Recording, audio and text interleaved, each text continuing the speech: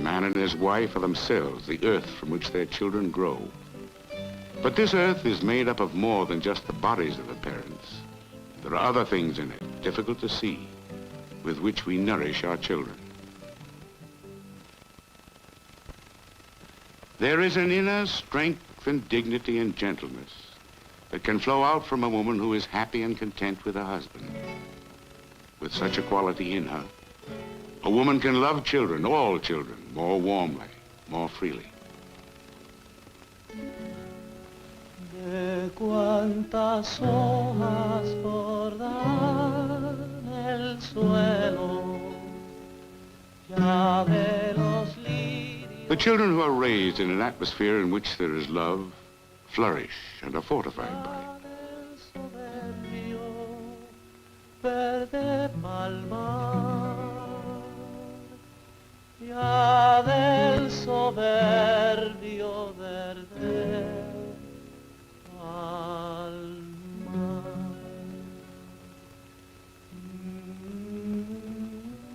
There is the respect that a man may have for himself. This too can fortify those around him. For when a man truly respects himself, when he feels deep inside without having to think about it, I am what I am, no better and no worse, and I find it good. Such a man sees the true value in each person around him and accepts it as good. And because such a man and how he feels has a strong influence in his house, each person in it, even the very little one, feels also that he is of some value and importance. All of them can feel deep inside without having to think about it. I am what I am, and I find it good, because my Father finds it good.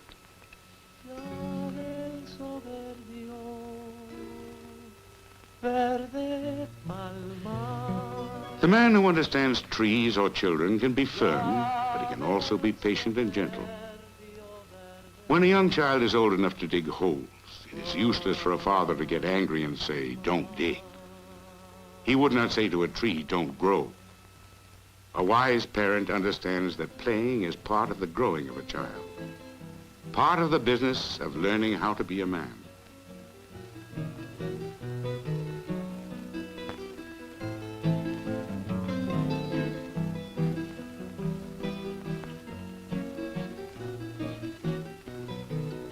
Young trees and young children will need careful attention for a long time. A wise man never plants more trees than he can care for.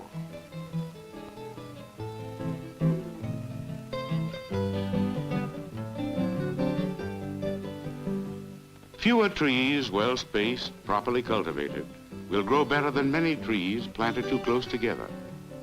It is a foolish man who brags, look how many trees I have planted, forgetting that he may not be able to care for them properly, forgetting how much water young trees need.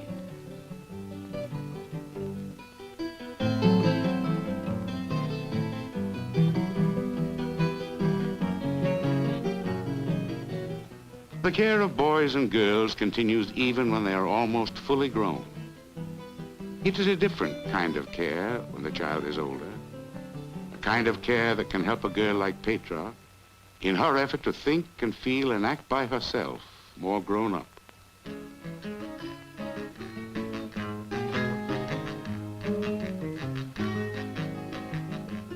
One way young children learn to be grown up is by imitating, in their play, the things grown-ups do. The older ones learn in the same way. But what they do is not so much imitating, not so much play. It comes very close to living the way.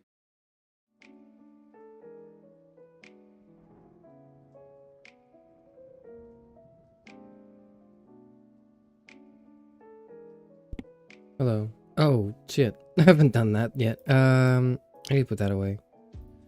Or I need to put that on the wheel, which I haven't done. Oh, but you said you would do that last week. I did say that. I did. Did I actually do it last week? No. No. But I did say I would do it. It's true. Promises, promises, promises, only to underdeliver. Such is, such is the philosophy of this channel, I suppose. Hello, everyone. Oof. What is this? 10 hours? Oh my god. We're playing Higurashi. First of all, I'm gonna be the 60-year-old man that I am, and say, what the hell is a Higurashi? Time for playing this. What is that? What even is a Higurashi? What is that? What is that? Cicadas, right? Is what that is? Or is it like the sound of the cicadas? Isn't that what is that the translation of the title?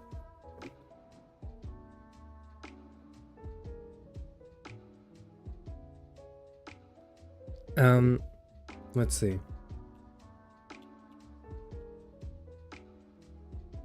This site can't be reached. Okay, there we go. Higurashi no naku koro ni, which is when the cicadas cry.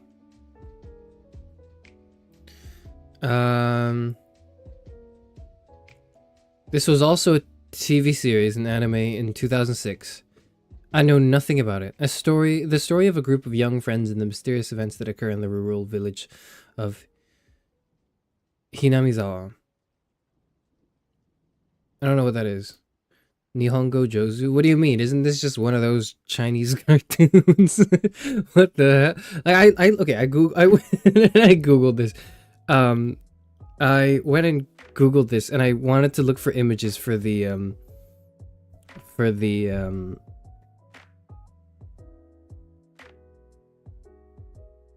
thumbnail, and they're all like little kids, and like I don't know, man. I'm just a little skeptical is all. I'm putting on my I'm looking at this, I'm putting my reading glasses on, I'm just adjusting myself, fixing my back because I'm 60 years old, and going isn't this kind of like this feels like people telling me that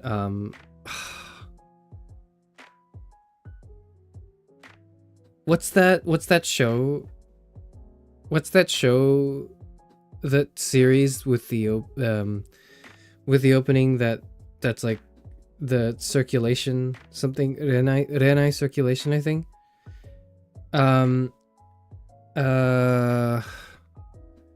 What the hell is that one? What's that one called? Let me just look that up. Monogatari.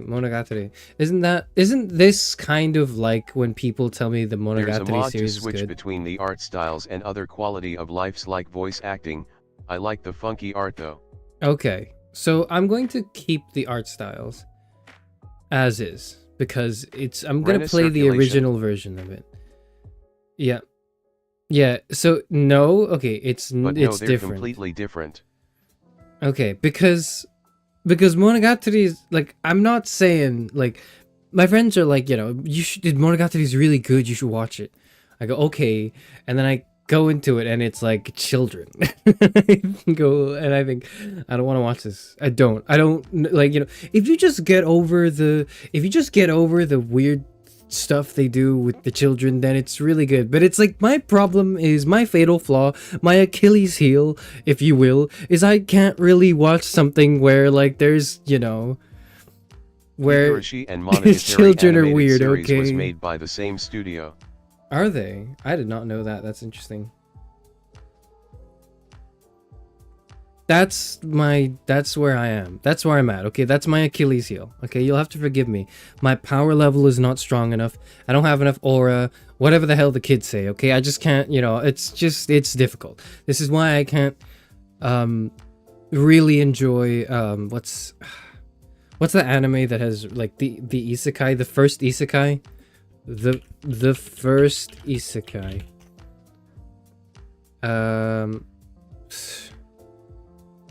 What the hell is it?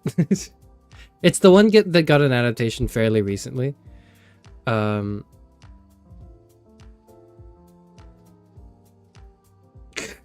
Rudius is the main character. I know the name of the main character. Rudius anime name. Mushoku Tensei. There we are. There we are. Jobless reincarnation. Yep. Mushoku Tensei is like, it's like if you get past the kind of weird stuff with the children, then it's really good. And it's like, I'm sure it is, but I can't get past it. And I'm sorry. Your whole body is an Achilles heel. Where did the strength go? Where am I supposed to be impenetrable and strong and powerful? Where did that go? I got scammed. They didn't dip me in like the river. They made me drink the water, and it went the other way around. It's fucked up. You're a philosopher. Okay, yep. That explains it. That explains it. Anyways, we're gonna play Higurashi When They Cry. Yep. Hello. Hello. Hello, FCF.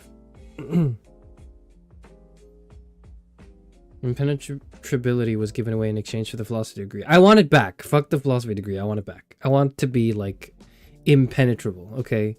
I want to be a powerful warrior. I don't know if I do actually, but like I would like to possess the strength of a powerful warrior, but not actually fight any battles because I love wasting my potential. All right, okay. We're gonna go play Higurashi now. So Higurashi, from what I understand, is a visual novel. It is a visual novel where you left click for 3 hours. Sorry, let me correct myself. You click left click / spacebar for 10 hours and you read. It's like a book. So this is kind of a reading stream, basically. A point being, I'm gonna do this on today. I'm gonna do this on Sunday, and on Saturday we're gonna do Inside. Is that right? Yes, I think we're doing Inside. I'm gonna have to yep. No. Limbo. We're gonna do Limbo. No, we're gonna do Limbo. Yep.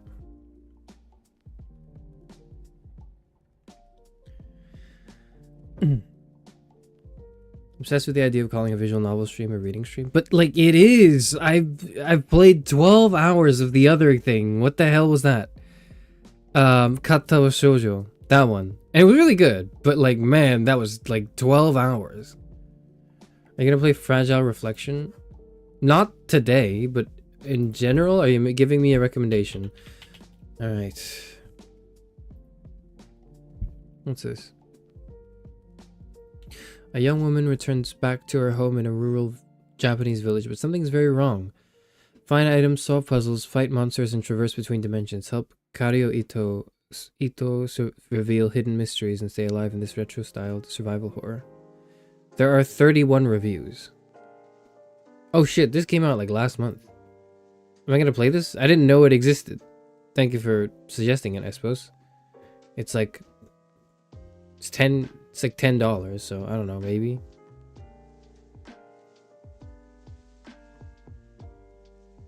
%80 of the reviews are positive. Okay. And I stole it. Hee hee. Okay, well I want to pay the money for my thing, you know. It's fine if you don't want to, but like I feel like if I'm going to stream it, I should probably buy it. I feel like if I weren't streaming, I'd be more inclined to piracy, but because I'm streaming it, I'm inclined to buy the game. It's survival horror, you have to play it. That's enough to tell me not to play. That's enough. Thank you for convincing me not to play it. A visual novel is a better reading stream. There are pictures to go with the words. Yeah, I know you would say that. That is the type of comment you would leave, Zero. Thank you.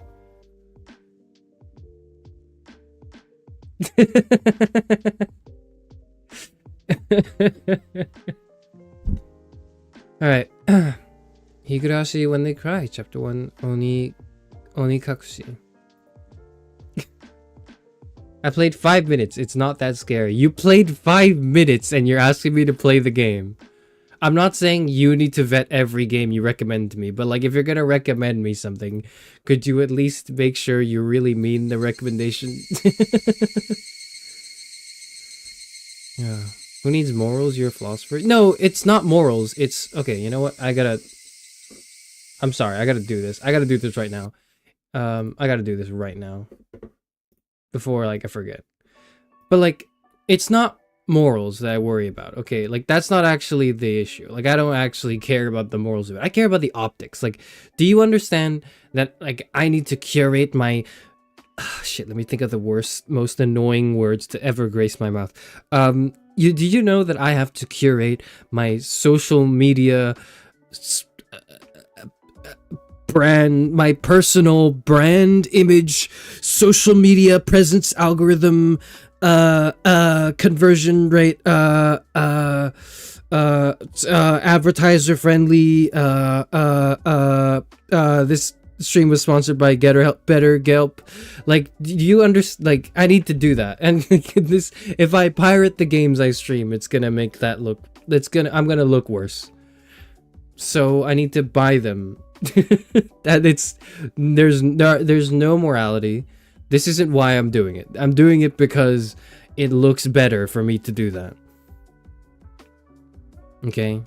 Just buy it, we will believe you. I need the receipts one day for eventually when the 1,000 page Google Doc hits me. See, now I'm referencing two contemporary things that are gonna age poorly if you're watching this stream at any time after today. But I'm referring, of course, to like the 1,000 page Google Doc that dropped and the joining stream to a sponsor my worst nightmare. and the dog shock collar thing that's been going on in streaming recently that I've read. Like, those two things have been on my mind today, and it's just like, it's reminded me like I need to, I need to back up all my receipts, not because like I abuse animals or like my friends, but like, I might do something just as bad, like read philosophy. So in the event that transpires and it sort of shit starts pouring down, then I'll have to keep the receipts. I gotta make sure I've got some things going for me,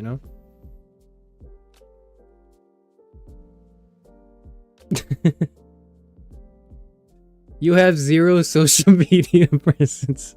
I know, because it sucks. Like, here's what now I understand. Now I understand why. Now I understand why now I really get it. It wasn't just because, I was annoying and I'm lazy. It's actually because it's more than that. I am lazy, that's true. But more than the fact that I'm lazy, I just like, not only do I think not only do I think that it's a waste of time, in the sense that like I'm not enjoying it, I'm just doing it. It's also like actively damaging me. Like, it's making me feel worse as a person whenever I have to interact with anything, which is why I've stopped.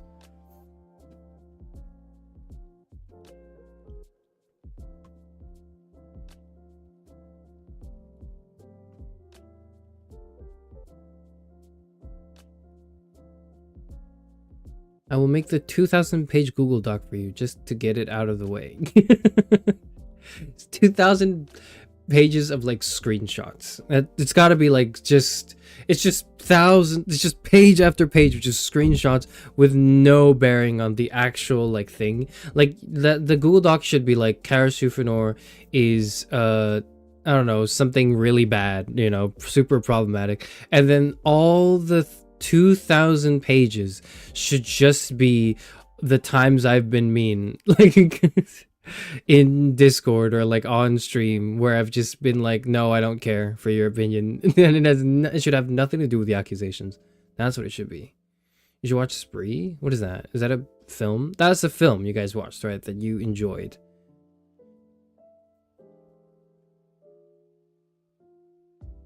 We're gonna source edit our DM, so it looks like you've harassed us or something.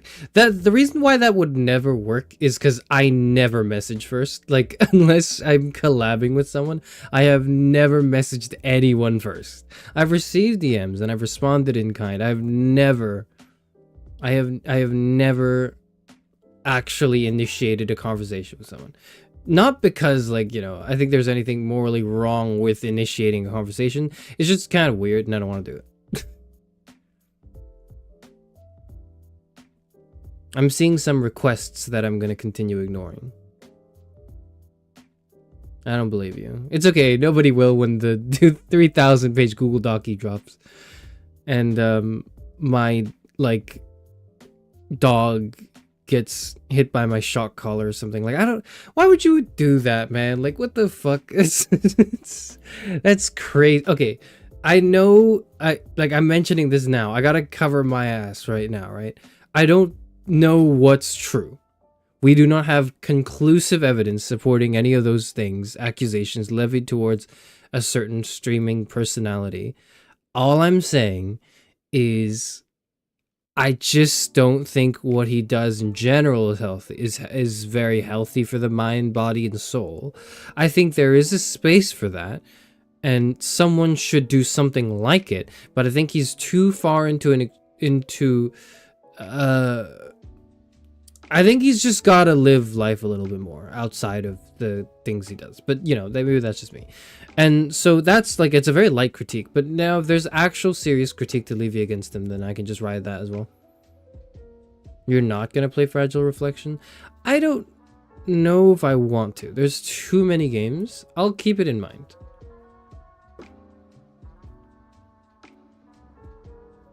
Who are you talking about? I'm talking about the, a certain political streamer has been accused of like shock collaring his dog to stay on like camera or something. But I guess that's escaped everyone else's yeah. Everyone else's attention here. I know who you're talking about. Thank you, Zero. Well, I don't know why I pivoted into those topics. Like, I have no intention to discuss it any further. He's literally a misogynist. I just saw that. I never heard that. Someone here is on too much social media. I am on. You're right. But like, I kind of have to because this is my job that pays me nothing. And when you're struggling to pay rent, the last thing you want to do is like do a job that pays nothing, and that's precisely why I stream. So we're gonna go play Higurashi now. Have they Higo on your Ashi? They're about to right now. Alright, let's get ready. Oh my god, the cicadas are loud. Okay.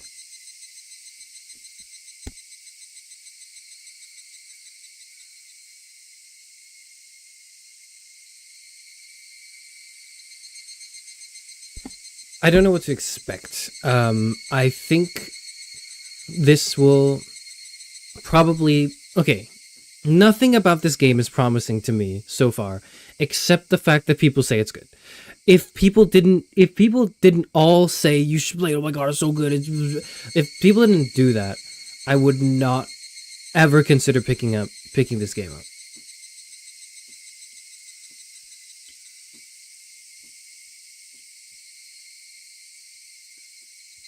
Nothing about this is inherently interesting to me yet. So I'm coming in with bias, and it's actually negative bias. However, on the not plus side, but on the other end of this, of my sort of pendulum of expectations, if you will, I have played Kata wa Shoujo, and I played 12 hours of that, and then we successfully dated and married this girl who drinks tea and is British in that visual novel. So, and I really enjoyed that. So maybe, which I didn't think I would enjoy, like reading the premise, I was like, I don't think I would care for a dating sim like that. But I played it and I was like, this is actually really good. So maybe I play this and I think the same as well. Turn up the quality. How do I do that?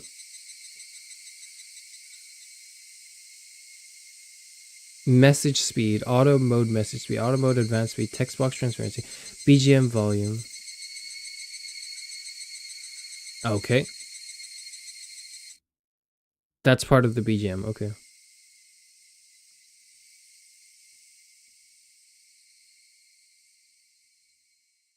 Right click functionality.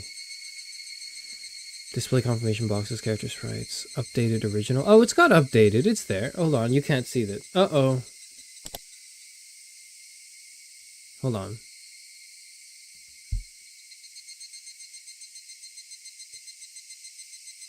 Can you see it yet? We're on updated character sprites.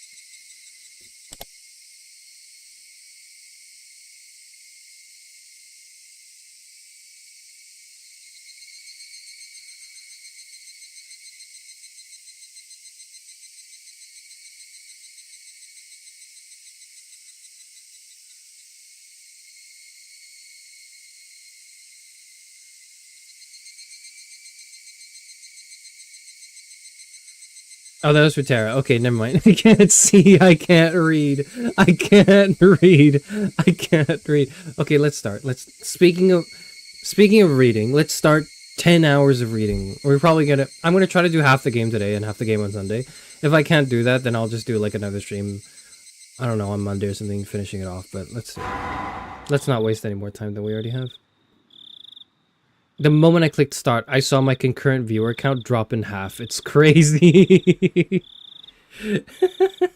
I clicked play, and then like the nanosecond I did that, I glanced over and my concurrent just plummeted in half. That's so funny.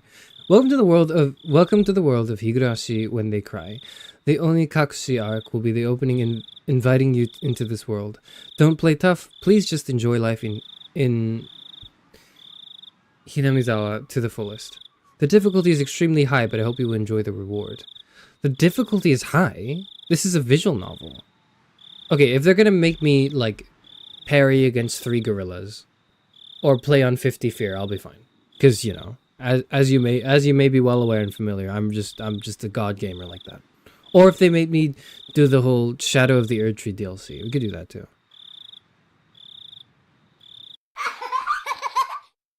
Okay, that was really loud.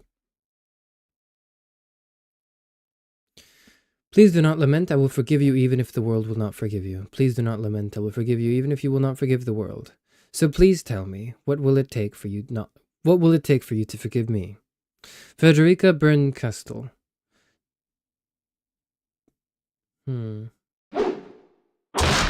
This is a work of fiction. Any resemblance to actual personas.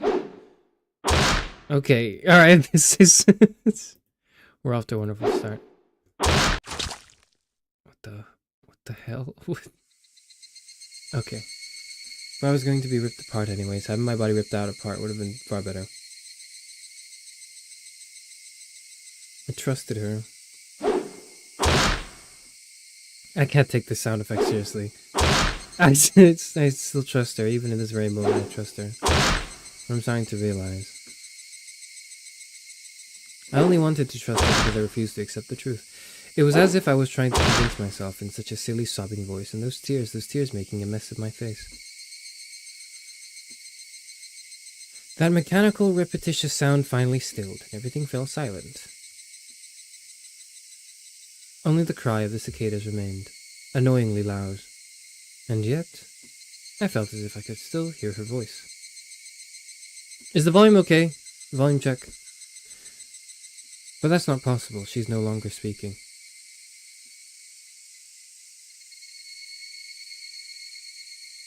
The only one crying is me. She never cried. Even when she repeated those words over and over, she never expressed any emotion, because there was none to show. If she had no tears to shed for me, then I shouldn't need to shed any for her. Then why? This pain, my eyes getting moist, why was this happening? I still wanted to believe. I hadn't been split apart. Like physically? Are we starting with gore? That's enough, right? Inside me, an inner voice whispered gently. Are they gonna okay, I need to know. Are they gonna jump scare me with this game or not, right? My spirit had suffered enough, and countless times I'd wavered over whether I should just throw the battered thing away. Except I've stubbornly refused to do that, haven't I? Volume's good, okay. I'd feel better if I just threw it away. Even knowing that, I chose to believe, didn't I? Only I can understand that painful struggle and appreciate it. Hey, me? I've tried more than enough. I'll acknowledge that much. So, isn't it alright to just take the easy way out? Besides, I'm not throwing it away. I'm leaving it behind, with her. Like flowers by a grave. Now then, calm your nerves. Even though you can't feel your right arm, just lift it up. And with every swing, forget a little more. That kindness made me happy. That adorable smile brought me joy. I liked petting your head. I loved how demure you were. Because this will be the last time. Because when I swing this down, I'll forget. This is my Higurashi. Oh, this is first and last bouquet This for was you. the asterisk nightmare fuel back then. What? Uh-oh. Uh-oh. Perhaps I really did love you.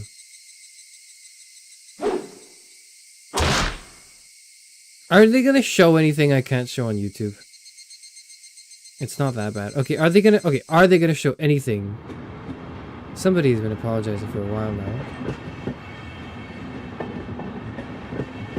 They're not gonna show me anything that I'm not allowed to show on YouTube, right? I'm just going to assume that.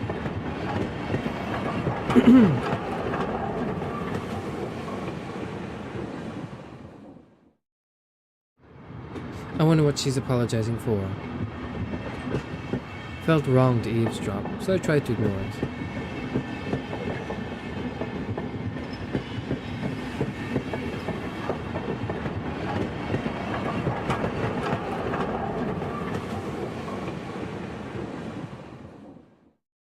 I mean, the idea is I probably want, like, they want me to get attached to the characters and then show them, like, gory and dead or something. Or have the characters tear each other apart in front of me and then make me feel bad, right? That's the idea. We can live with that. We can do that, I think. If I speak it now, then I should be able to cope with it.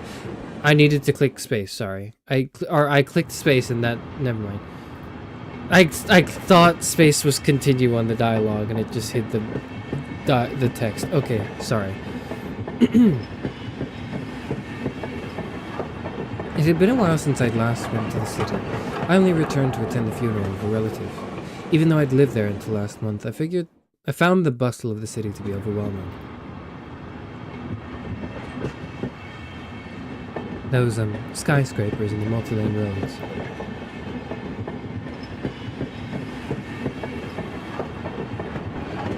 The melodious cacophony of the crossroad.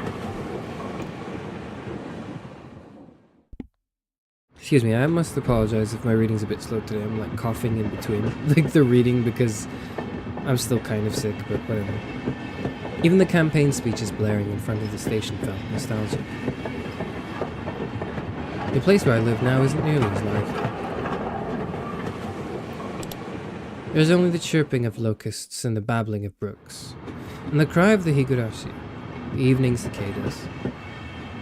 Rather than making me feel lonely, that quietness had begun to instill a sense of serenity. There is nothing where I'm living now. I don't just mean there aren't any burger joints, there aren't even vending machines, no music stores, no restaurants. And no arcades. My video banes! Even an ice cream parlor would be unlikely. The nearest town has some stuff like that, but it's an hour away by bike. But come to think of it, it wasn't really a big deal. There were music stores and arcades and ice cream parlors, but it wasn't like I ever hung out at any of them. I'd lived in the city for 10 years and never once been to an ice cream parlor. I should have gone at least once. It's only now that I'm starting to regret that alone. Somebody's still apologizing. Who's she apologizing to? She's apologized so much, so just forgive her already. There's no reason anyone should ever need to apologize so much. I started to feel a bit annoyed at whoever was refusing to forgive her.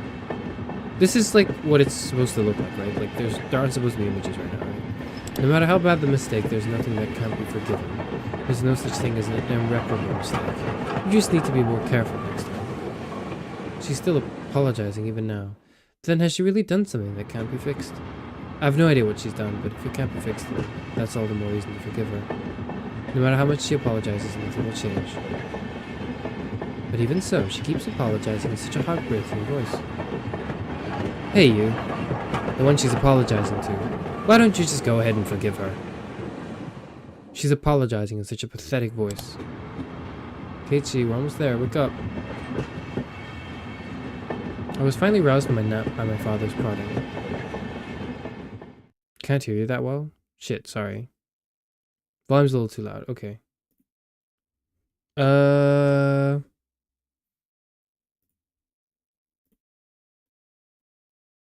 Okay.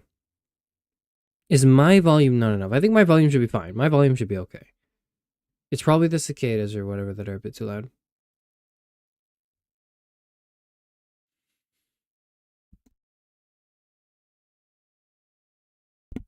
Okay. We'd spent hours riding everything from the bullet train to the local routes. It was hard to believe that the landscape beyond the window in the city I was in half a day ago were in the same country. No, that they were even from the same era. From there, we'd take a car deeper into the mountains.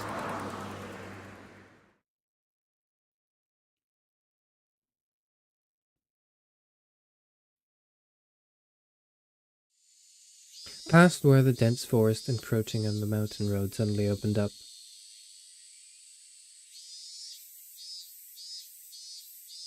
There, where I live now, Hinamizawa. Higurashi when they cry. Me when they cry.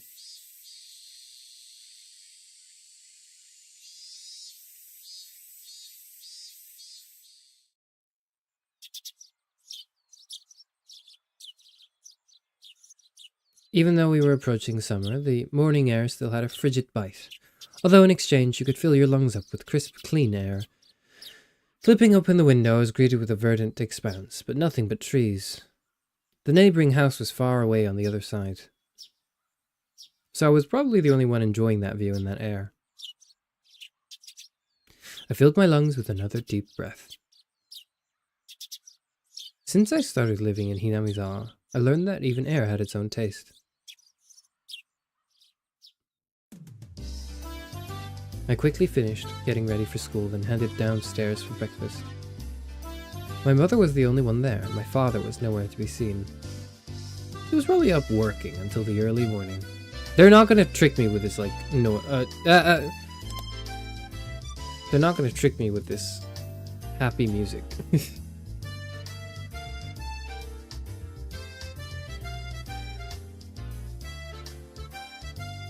Smiley face.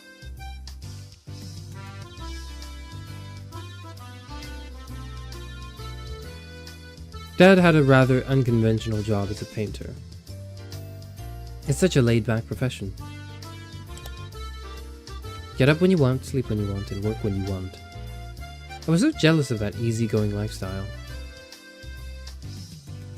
I even wrote for school that I wanted to be a painter when I grew up. Dad was ecstatic about that.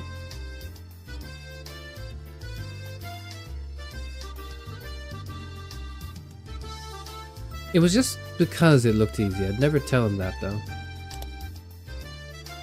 Mom laid breakfast out on the table. Seaweed, pickled vegetables, raw egg, and grilled salmon. My mom was such a good cook, it was scary. A perfect, immaculate, ideal breakfast. Unlike my dad, who didn't even know the meaning of the word schedule, my mum never squandered any time or effort.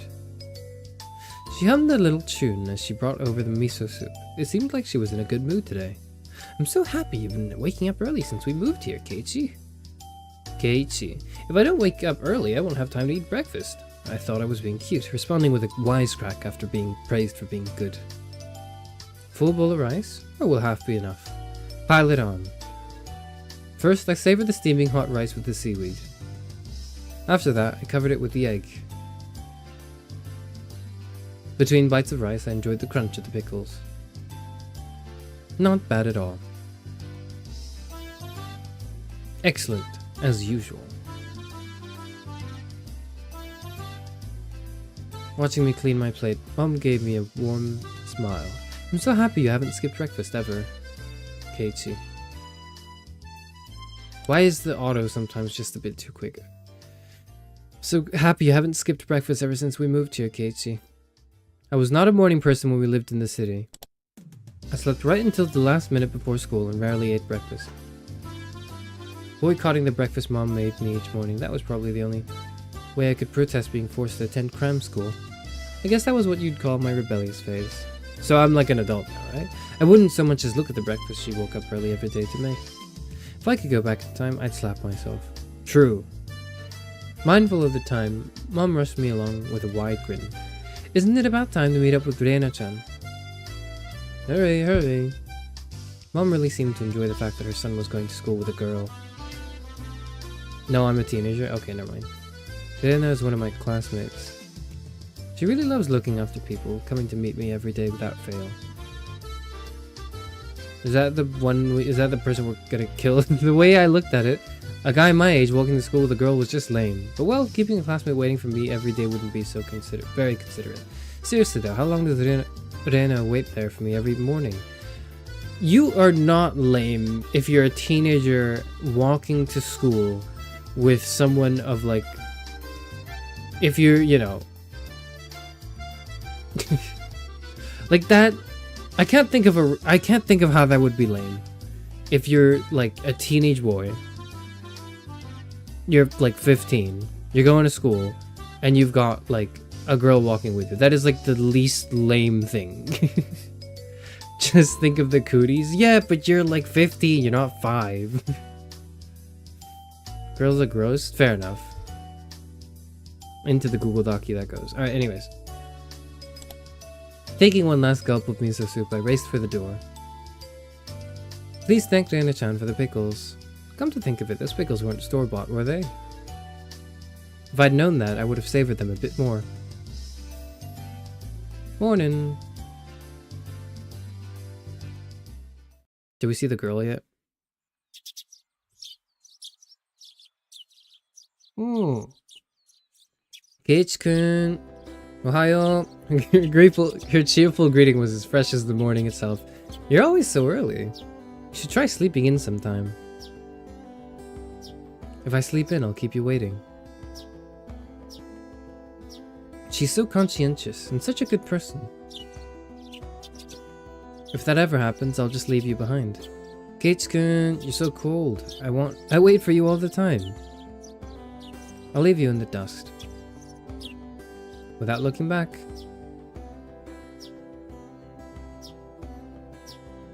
Why are you so mean? Why? Reina had a slightly troubled look on her face. Toying with her was rather fun because of how quickly her mood changed. I'm kidding, I'd wait for you. With those words, Reina seemed to relax. Her face flushed bright red. Thank you. I'd wait forever until you came, Reina. No matter how long. Haha, forever. Reina turned bright red, steam rising from her head as her brain short-circuited. She's especially weak to this sort of talk. Which is not at all foreshadowing for when, I don't know, they kill her or something. It's quite rare to find someone this fun to tease. Have you ever read a romance novel, Reina? Huh. I haven't. Never read any before. From that response, I gathered she was interested in them, but was too embarrassed to actually buy one. I couldn't imagine what would happen if she did read one. Do a voice? For who? For Reina? I'm gonna try. I'm just trying to like do the cadence, but I suppose I can try doing a voice as well. She'd probably turn red and pass out. Oh yeah, message from Mom. She says thanks for the pickles. That's like the protagonist, right? It was nothing. You're welcome. How are they? Not too salty? I can't do it. I'm sorry. I'm giving up on that immediately. They weren't that salty. Actually, they had a pretty light flavor to them. It would have been fine to just be honest and say they were good, but apparently I couldn't be that forthright. I'd like to ask something before that. Were you the one who picked them? Pickled them, Reina? Or was it your mum? Huh? Why do you ask? Were they too salty? Her attitude completely changed as she began to panic frantically. Was it you, Reina, or was it your mum? Why are you asking who made them? Why? Depending on who made them, my opinion of them might change drastically. Please never do that again.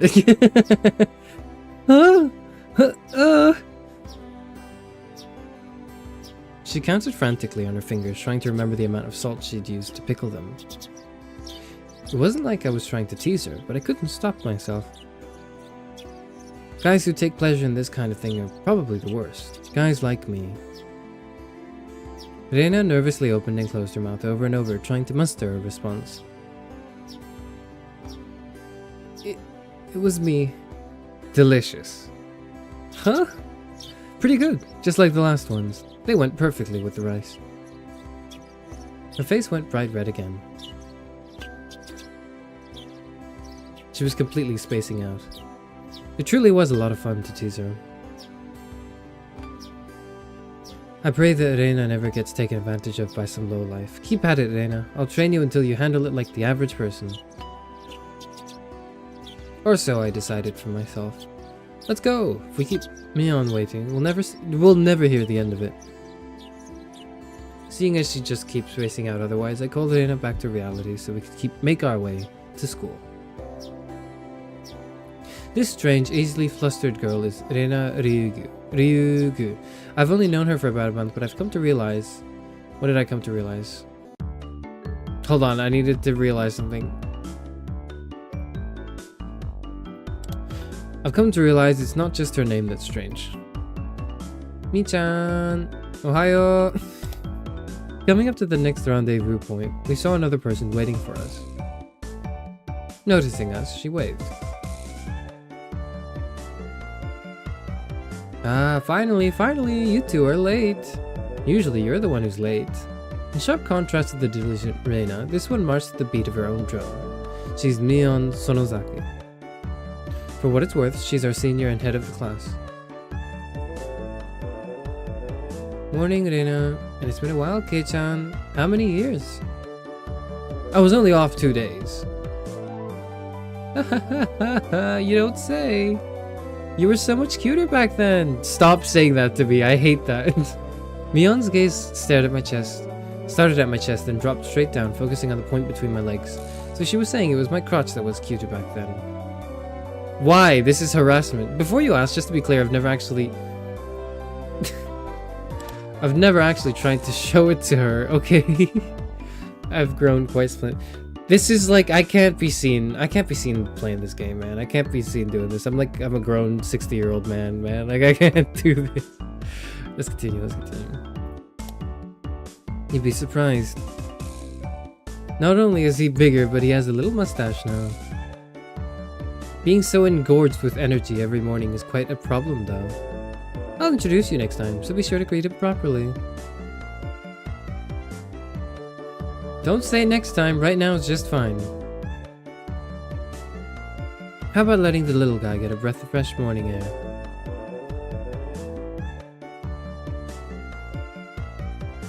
I don't think I've ever heard talk so dirty you could smell it fouling up the morning air before.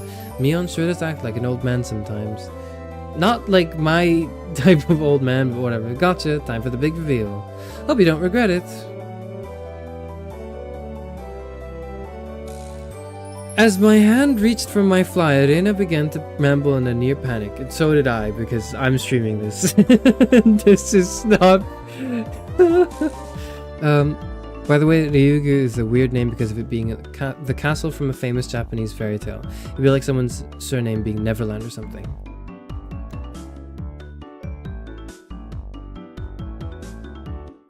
Got it, thank you. Thank you for the context.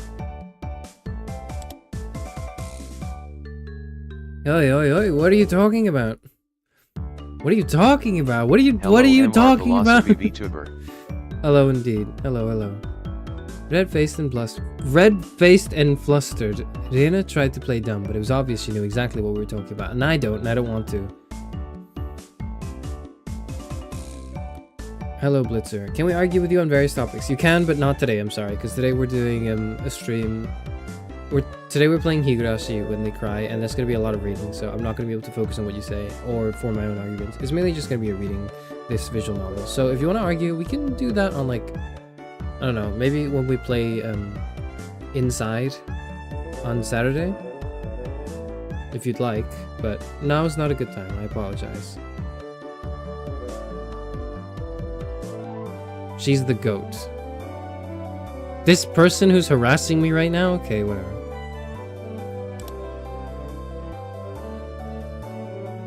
How was it? Seeing the city again. Mion switched gears, dropping the dirty talk and changing the topic to something more befitting the pleasant morning and my stream. I only went for a funeral. I didn't have much time. So yeah, did you look for it? That thing I asked for? You're not listening at all. I just came back from a funeral. I didn't have any time to look around in toy stores. Tisk, tisk, tisk.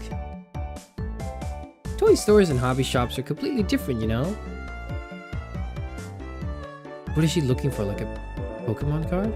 It's really difficult to get Western stuff around here after all. Is this like a... What are those amiibo for... What amiibo for like people who go to Comic-Con? Pop-Tarts? No, that's a food. Those little figures. They're like, you know, Funko Pops. So you trying to get a Funko Pop? What do you want? Yeah, Funko Pops, yep. Is it about games again, Michan? Mion nodded proudly as Serena giggled. Yep, I wanted Kei-chan to bring me back a Westport catalog, you see. Westport was short for Western Imported Game. Using that abbreviation did make it sound pretty geeky. What do you want? You can just get them to send you one in the mail, can't you? Did you want, like, Portal or something?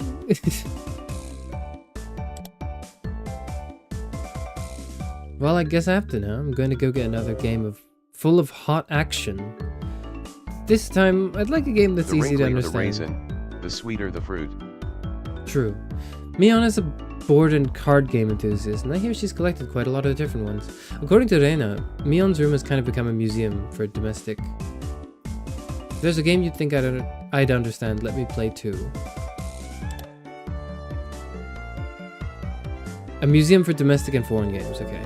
I'm sorry, sometimes the auto is just right, it's perfect, so I want to leave it on, but like, or most of the time it is, and on occasion it'll just skip through a dialogue too quickly, and then I'll have to go back and read it, but otherwise I'm just going to keep on auto, I think.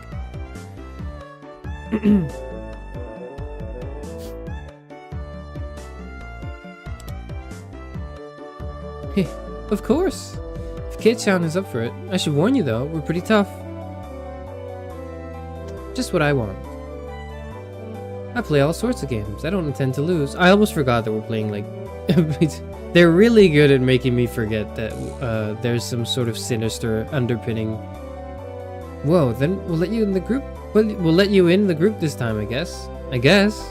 Bristling with joy from head to toe, Reina looked back and forth between me and Mion. We're gonna play board games! It's so cool! Mion gave her an affirmative wink, and her expression perked up even further. I thought boys preferred playing outside more, so I figured you wouldn't want to. Reina laughed happily. No, I'm like lame like that. It was such a friendly conversation, you wouldn't think I'd moved here less than a month ago. I understand that they did all they could to make a transfer student like me feel at home. I'll have to try harder to fit in so they won't feel like they have to try to make me feel welcome. I felt like if I acted a bit more open than I usually am, it should probably be about right for this place.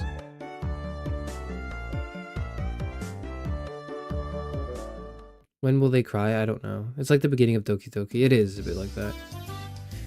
Hinamizawa was a really small village. Not only was there only one school, but there was only one class. That class encompasses all different grades and ages. There are about 30 students at different levels, and they all study in the same class.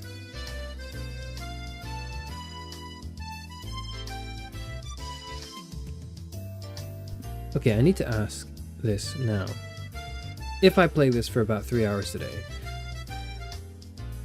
is the tone gonna shift within this stream? I don't need to know like when. I just need to know like within probably about 3 hours. So since we were almost about an hour in about 2 more hours, right? Is the tone gonna shift? Because if not, then this stream kind of becomes a little awkward. But I don't know.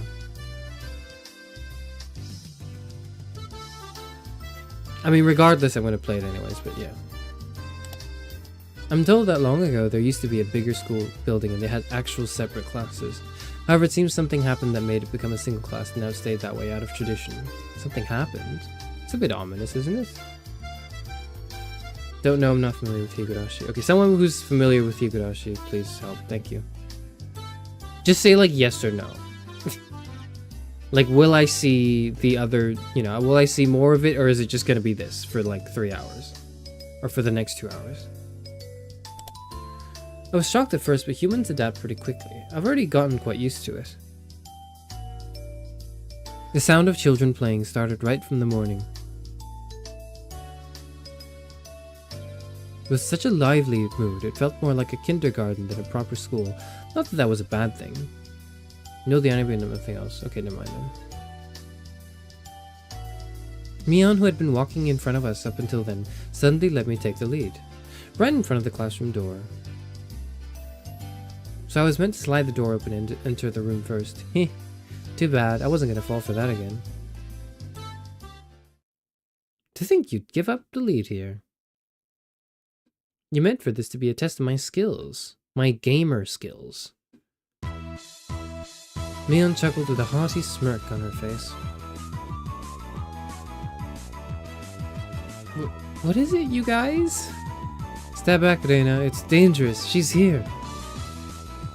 Huh? Then Satoko-chan is... Her name was Satoko Kojo. I hope that was correct. She was a disrespectful, impudent, bossy kid. The way she talks was annoying, but it would be immature to get worked up over just that. The real problem was this. Quite the obvious trap. A blackboard eraser wedged in the door. It's too obvious, Satoko. A hearty laugh came from beyond the door. Oh. Is that like hearty? Excellent, Kei-chan. I guess that means you win this round. No, this is Satoko we're talking about. I doubt this is it. After falling for such intricate traps since the day I transferred, I no longer let my guard down. That is exactly what she sounds like, okay. Satoko liked to combine a variety of traps, traps that were simply there to bait you into the main one, traps that relentlessly kept coming at you like a sadistic Rube Goldberg machine, the list goes on. As well as being clever, they almost never misfire. When you least expect it, she strikes. No escape. No time to relax. By the looks of it, this eraser is normal. No rocks or anything in it. I took a pretty heavy hit from a blackboard eraser, loaded with rocks on my first day. So then why don't you just open the door and let it drop? Forget who I'm voicing. That's what it is. That's what Satoko was after. Making me focus my attention upward, so as I lifted my hand to the door, there were thumbtacks stuck to the sliding door handle with tape. A frightening trap. A potent and terrifying trap. Concealed by using the blackboard eraser. Classic misdirection, clearly, really. An impressive combination, Satoko. But in the end, nothing more than the trivial machinations of a child. Assured of my victory, I threw the door open and stepped into the room.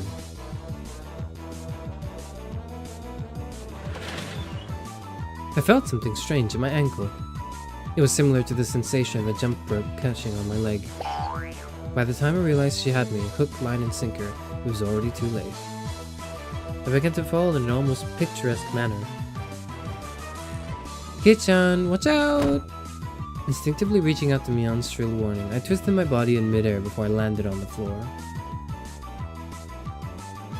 Ow, ow, ow! An inkstone, filled to the brim, was placed right where I would have landed. I shuddered, imagining the situation had I landed square on it. Who is this? She looks like a villain. My, what do we have here? A fair morning to you, Kei-chan. Keiichi-chan. Keiichi-san!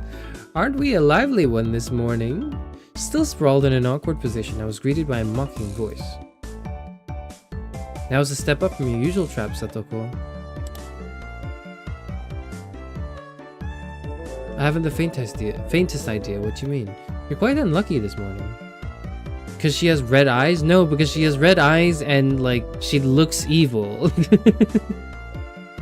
Which leads me to believe it's like not her. Or maybe they are all her. I don't know. I don't know what the thing is. I don't know what the twist is because I haven't been spoiled for this, frankly. Or thankfully. You little... Ow, ow, ow, ow, ow. It seemed I'd inadvertently sprained my back a little when I'd landed. Better than landing on that inkstone.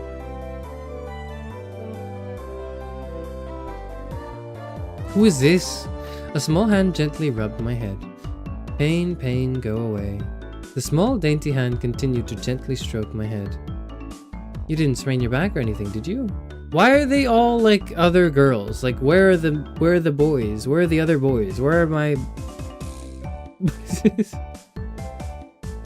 Where are my brothers? Where are they? Why are all of these visual novels like I'm a dude in high school and my entire social circle is women?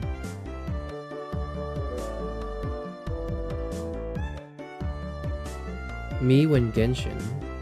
Genshin, what do you mean? You didn't strain your back or anything, did you? If you rub it like this, the pain disappears.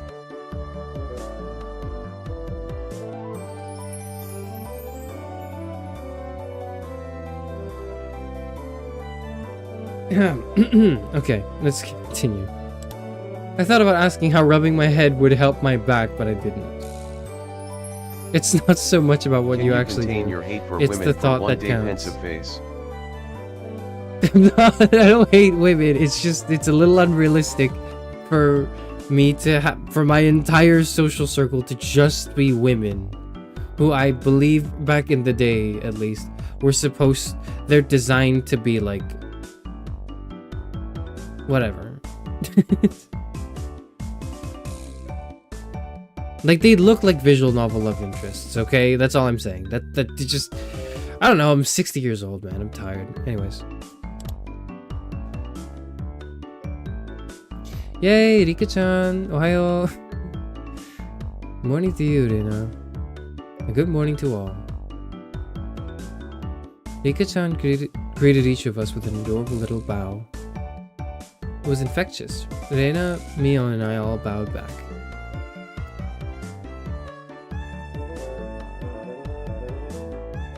He says about a literal child. No, but like...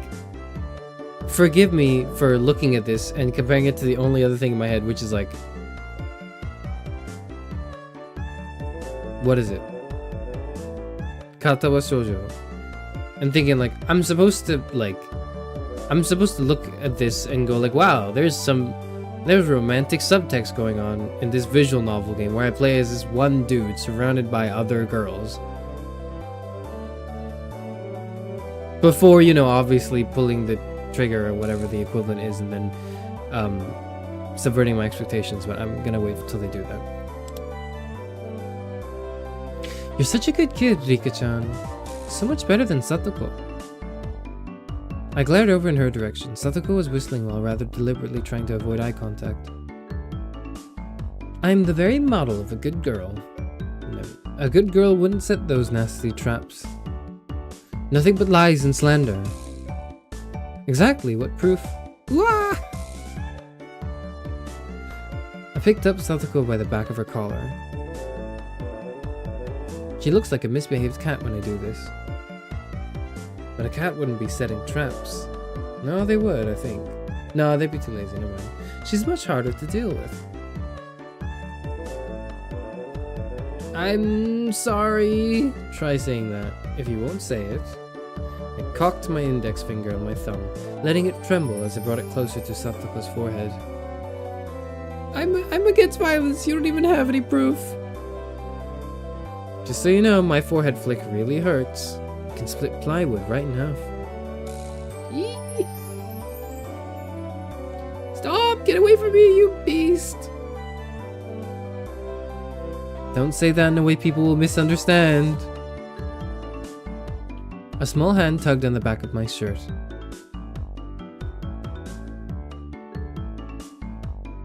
She's been lonely since you were gone for 2 days. Rika-chan really is just so... How could I do anything more after being told that? I gently released my grip on Satoko. who at this point was on the verge of tears. She still had her eyes clamped shut as she braced herself at the forehead flick. Wah! It doesn't bother me. Wah! You mustn't cry, Satoko. Me when they cry! Keep on fighting, yeah? Rika gently petted the head of her prankster friend. That eek wasn't convincing. You would never guess those two were the same age. I think Satoko could learn a thing or a million from Rika-chan.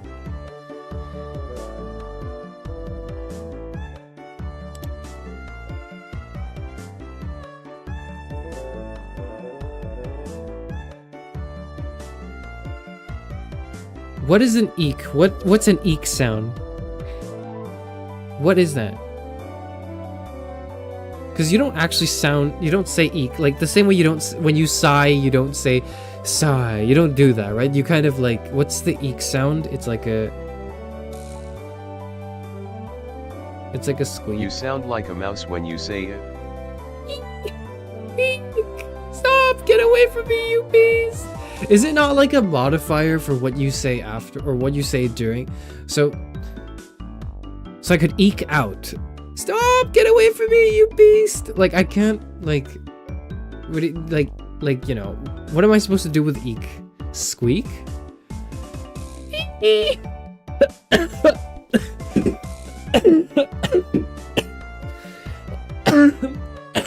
Excuse me.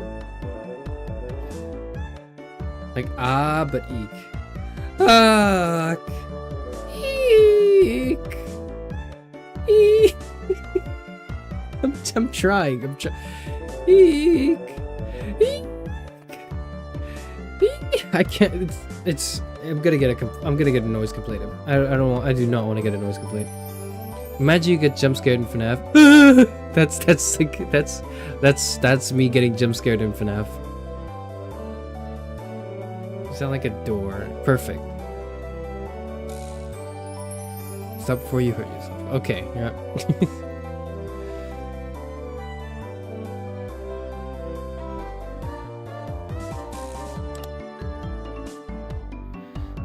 Next time, set an even more amazing trap. Wait a minute. As she observed the scene, Reina's expression grew ecstatic as she began to swoon. Oh, Satoko-chan is crying. So cute. I can't believe they made me say that. You can't take them home. But they're so cute. You can't, no matter how cute they are. But just for a bit.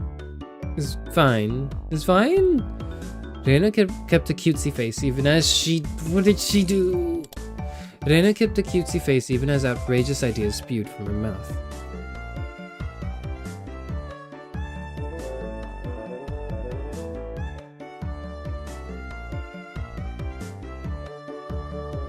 I feel bad. You almost died from trying to do a better eek. No, I'm not. I didn't almost die. I've just almost been dying for like 3 weeks now, so this is not new.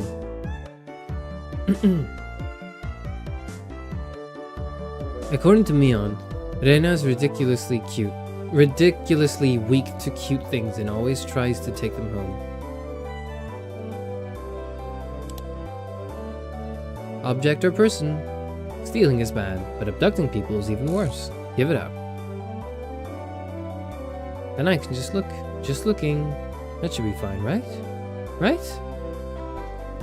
Reina swooned over Satoko's crying form. If a girl ever goes missing in Hinamizawa, I'll be forced to turn Reina into the authorities. Forgive me, Reina. I'll be sure to bring you care packages when they put you away. The teacher's coming. Quickly, clean everything up. Turn auto off. No.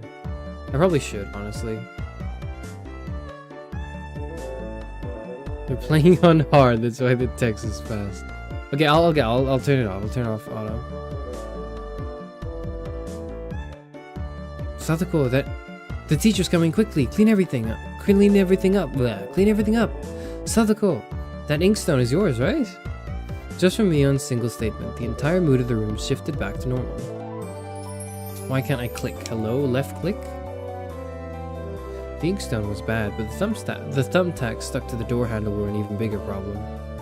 I pulled the tape off carefully, making sure not to skewer myself. Even though Satsuko was the one who set it up, everyone had to pick up after her. By the time the teacher entered the room, the bedlam from before had been neatly tidied up. I have to go to school again. Fuck. Whatever.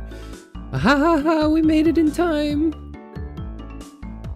Rise, attention! Mion gave out the morning commands.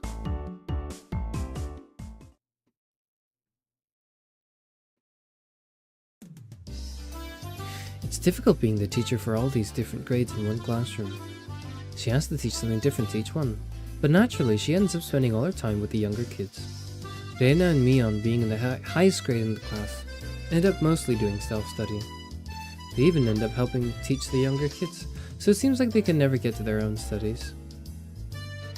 They're actually way behind where my studies have progressed to. As a result, I'm pretty much taking over for the teacher and helping Reina and Mion with their studies. You're a pretty good teacher, Keiichi-kun. Easy to understand. And so I've been told. Reina took a breather after finishing highlighting an important section. Teaching is making me lose confidence.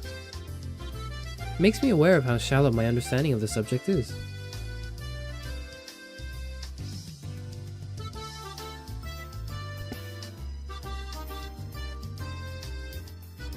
They say that to teach someone something, you need to understand it backwards and forwards. While you're teaching us, you're getting in your own practice. In contrast, this person over here is quite like... Shit. Laissez-faire. Is it laissez-faire? Fuck. Oh my god, this is embarrassing. How do I... how do I say... Shit. I read this more than I, like, hear this. This is so annoying. Laissez-faire. Laissez-faire. Fuck. Laissez-faire. Sorry. I read this more than I, like, actually hear it. Laissez-faire. Okay. What did I say? Laissez-faire, I think is what I said? That is not it. Laissez-faire.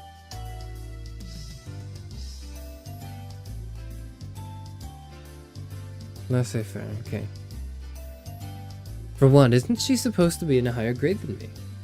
Look, Mion, this is for your own good. They say that about the economy. Yeah, I guess they do, yeah. Look, Mion, this is for your own good. If you don't take it seriously, there will be trouble later on with these marks. I think it's French, yeah, which is why I don't know it. It's not like I'm aiming to go on to a prestigious school. Laissez-faire, okay. I'll be fine as long as I pick up what I need to know for the entrance exams a little at a time. Her staunch defiance was really something else. This was a different type of relaxed than somebody who already knew what was going to be on the entrance exams. Mi-chan, Keiichi-kun's doing his best to teach us. We need to try hard too. You're such a good and honest kid, Reina. I'll make sure you guys get accepted into a good school. What? Thanks so much. Especially you, Reina. Private lessons, just the two of us. Private lessons? A puff of smoke shaped like a halo popped out of Reina's head. Exactly what kind of private lesson is she fantasizing about that's making her turn so red? I'd like to hear the play-by-play about that next time. While Mion was flipping through her vocabulary flashcards, she threw out a casual question. So, in this city, do you have to study this much? If you don't know at least this much, you can't get into university. So you study just to get into a university? No, worse, I study to do 2 philosophy degrees. It's fucked up. Anyways, well... yeah, basically. While knowing that this stuff won't ever come in handy in the future, oh, don't I know it. Out here, you can get into university as long as your attendance is good enough. Really? Study equals entrance exams. Having that basic law of the universe so easily overturned sent me into a state of shock. That's right. There aren't really enough people around here to warrant weeding them out with an exam. If anyone can get into university, then there's no need to be all uptight about this stuff, right? Well, that's true, but you should at least know stuff that's common knowledge. This old geezer thinks that instead of wasting time studying pointlessly, you should be spending your precious teen years doing more meaningful things. It was too profound of a statement to simply laugh off. But since it was Mion, it probably didn't actually have that deep of a meaning. In place of a chime, the sound of the principal waving a handbell drifted through the classroom. Kei-chan, we're done, we're done! It's our wonderful lunchtime! In a complete 180 turn from her unmotivated state, Mion gave the commands that signaled the end of the morning period. Kei-chan, let's have lunch. Why do they have a star? How am I supposed to read star? What am I supposed to... What do I say? Kei-chan, let's have lunch. Star... Key... Kei-chan... Gohan wa tabekyun. Don't say I didn't try. Don't say I didn't try. I might have been making a very troubled face. You're supposed to read it adorably. I did. Whatever. I might have... Reina smiled brightly at me. Alright, let's eat.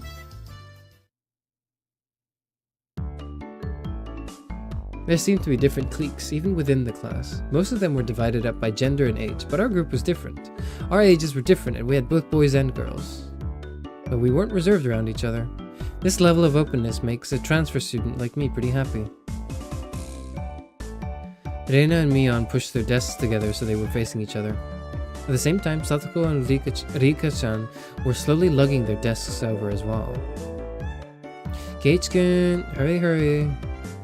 Reina waved her chopsticks in an unrefined manner, trying to hurry me along. Unless everyone was together, they wouldn't even open their lunchboxes.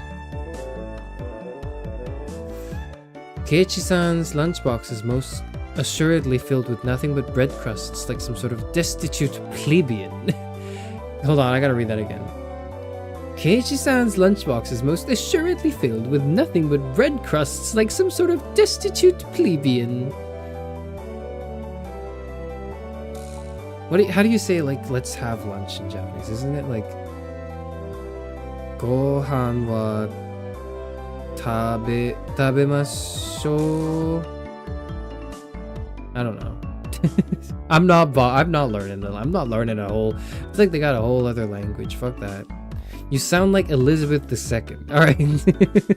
That's the character though, right? That's the character. Yo-a-boo. Why don't you just show it to us? Come now. Even though Satoko was hurling insults at me, she still wouldn't open the lid to her lunchbox until I was there. I pulled out my lunchbox swiftly and dragged my chair over to join the circle. Hey, sorry to keep you waiting. Well then, Representative Me, please give the signal to start. At first this was kind of embarrassing, but I got used to it pretty fast. At this point, I probably wouldn't even open my lunchbox if somebody else was too slow. Our ages and genders may have all been different, but we were all friends.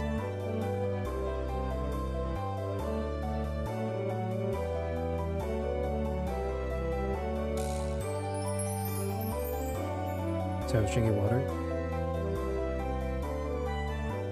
I was gonna say epic foreshadowing, but it's not foreshadowing, it's dramatic irony. The foreshadowing happened earlier. But we were all friends, and nothing wrong ever happened. Let's eat!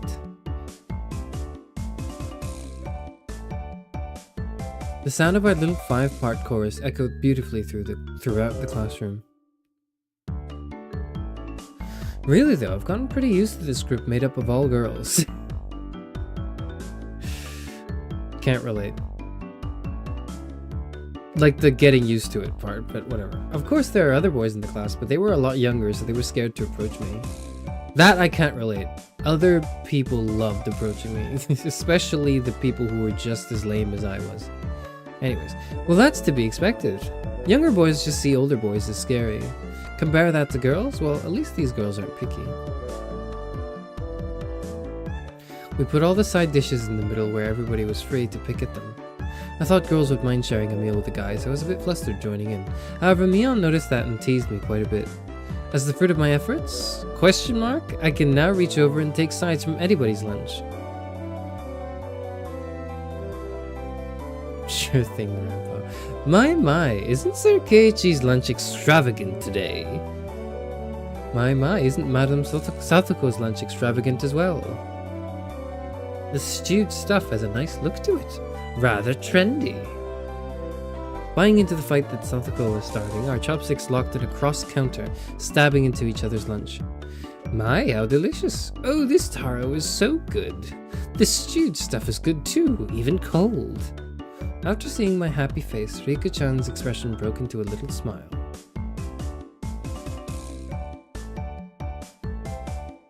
I saved some from dinner last night. By the way, Satoko and Rika-chan's lunches are always the same. It seems that Rika-chan makes it for both of them every day. Rika-chan made this too? These taste like Mom's home cooking. I was honestly impressed. The carrot rosettes.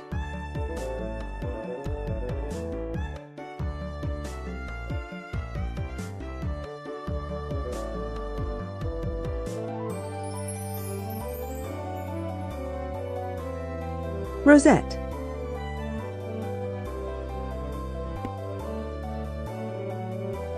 The carrot rosettes weren't from a mold. They were done by hand with a knife.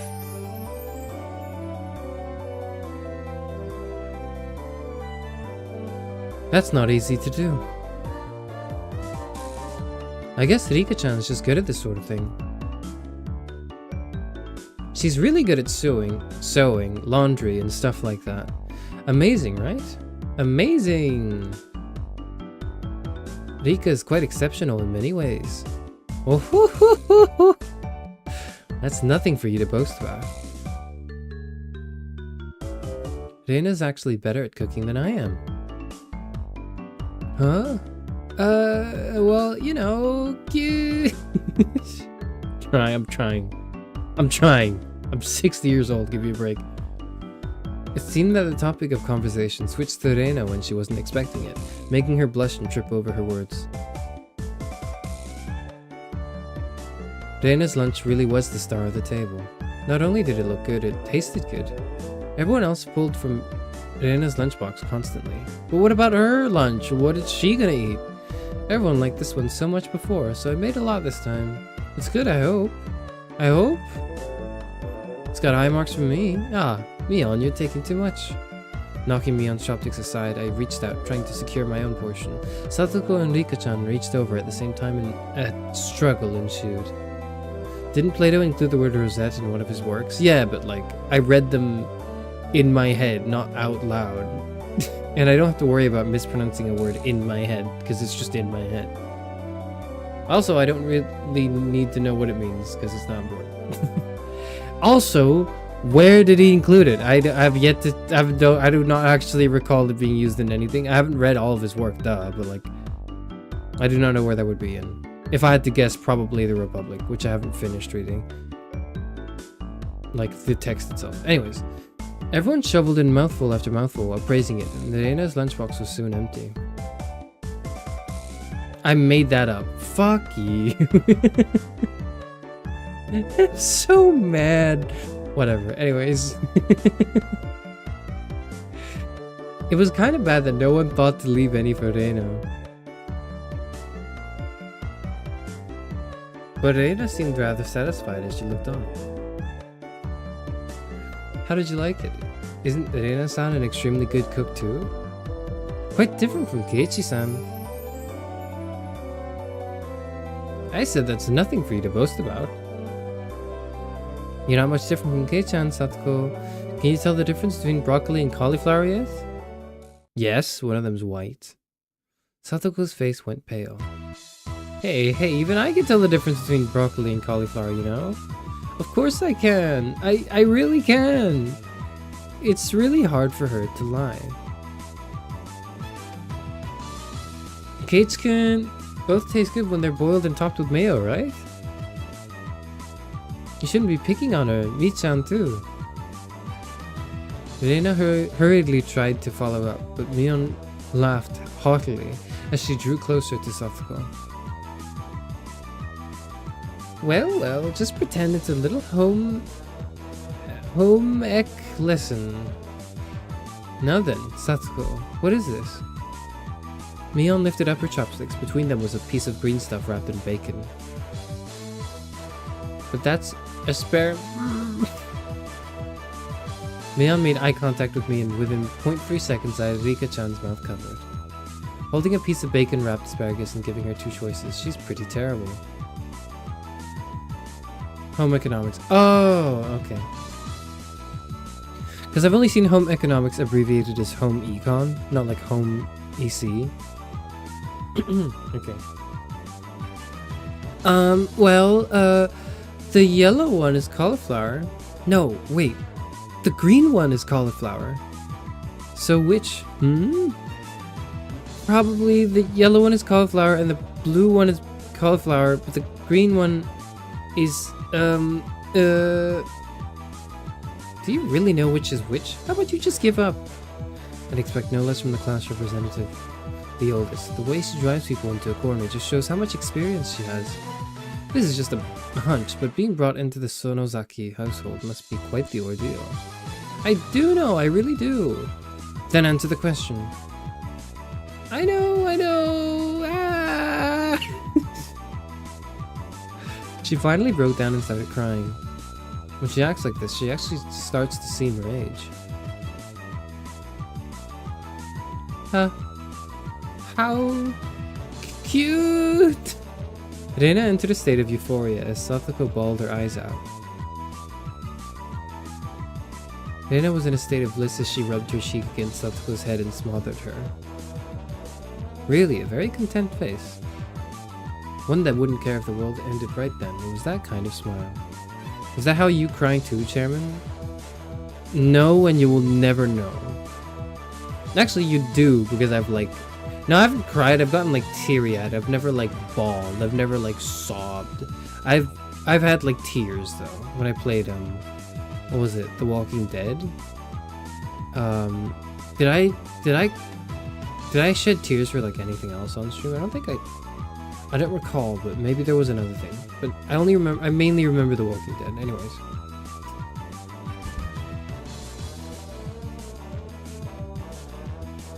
Shit. Okay. Reina! Mimi's picking on me. Wah! Cute! It's okay, Reina One-chan will take care of all those bad people who tease my little sister. Ow, my eyes! I got flashbanged. Ow, it's rather late in the evening. And my lights are all off. My eyes hurt. That just actually flashbanged me. Whoosh, boof, bam. It was like a flash of lightning. What was that just now? Both of Reina's fists shot out at supersonic speeds, striking Mion and me squarely in our faces. Before we knew it, Mion and I were sprawled spread eagle on the floor, staring up at the ceiling with matching welts on our faces. This is the first time you've gotten one, right? Today, she went easy on us. Easy? You mean there's something harder than this? With that, Mion and I both slumped our heads back to the floor in unison. From now on, I'll be careful when I'm within striking distance of Reina.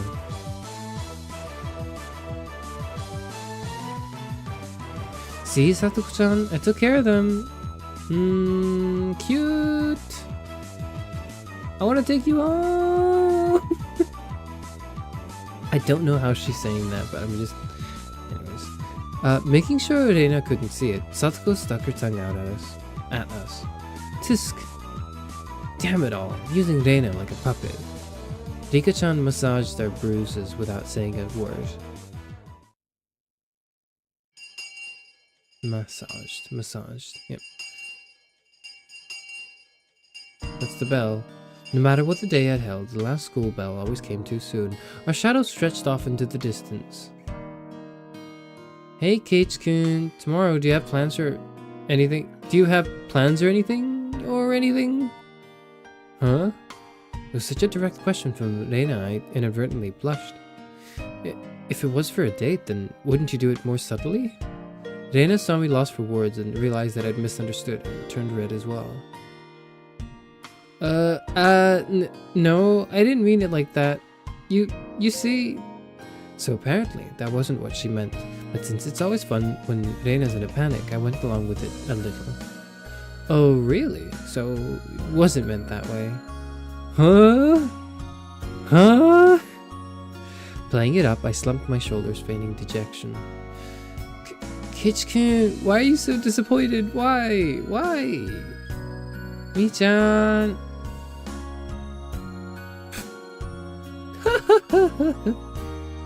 Unable to hold it in any longer, Mion slapped me on the back. I see, this old geezer never knew you could push her buttons like that. I'm sorry, I'm not really good at laughing. Huh? What is it? Mion was rolling on the floor, clutching her stomach while Reina flailed around, completely bewildered. I couldn't help but start laughing as well. Feeling just a bit guilty, I ruffled Reina's hair.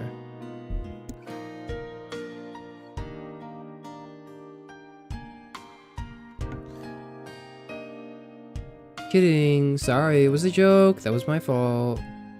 She really is a cute one. Huh? A joke? Since when? Halfway through. Halfway?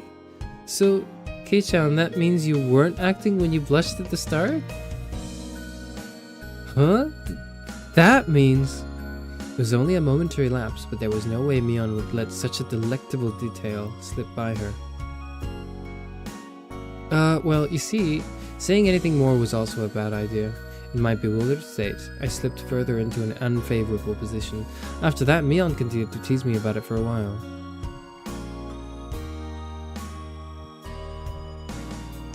So, why were you asking me if I'm free tomorrow, Reina? Huh? Oh, what were we talking about? It had been so long that Reina had forgotten. That's how long Mion had teased me.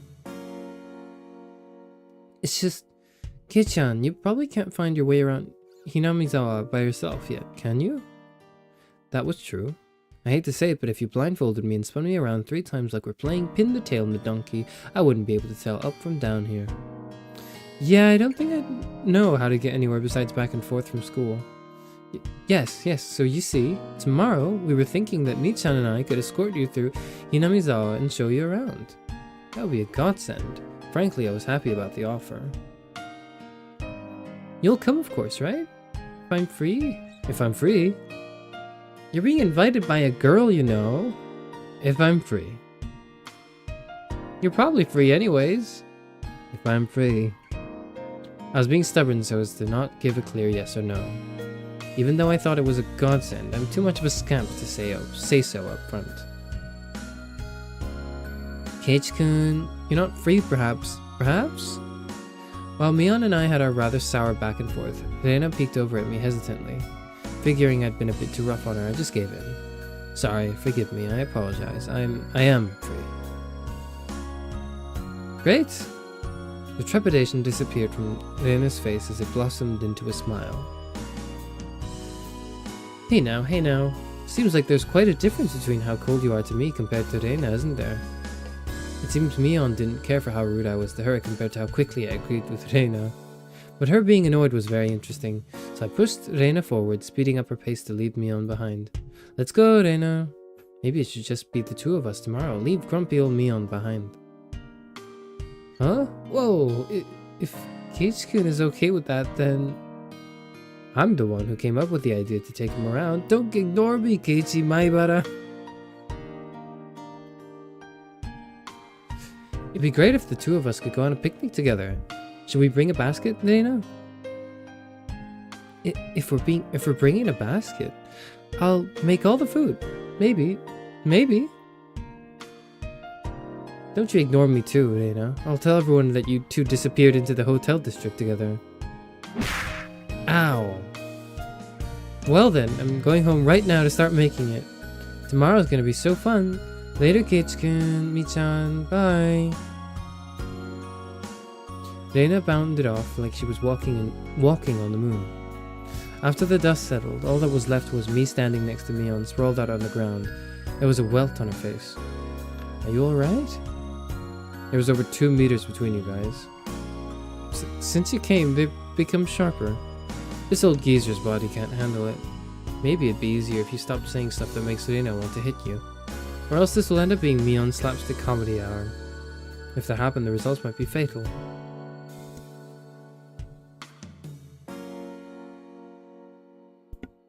Don't feel bad, Mion. You're probably the only one who can dodge your jabs. Felt like it was her knee, though. Could it be that we were hanging around with an unrivaled martial arts master? Maybe someday we'll see her debut in Extreme Contact Sports. You can't lose to Reina. You need to train up and have a rematch. Kei-chan, you should. This old geezer will root for you. Mion and I reaffirmed our determination to discover a way to counter Reina's infallible technique.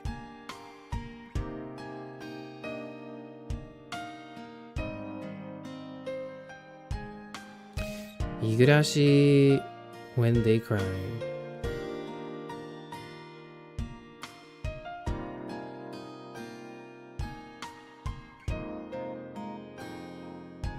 You have received new tips. What the hell? I couldn't read that.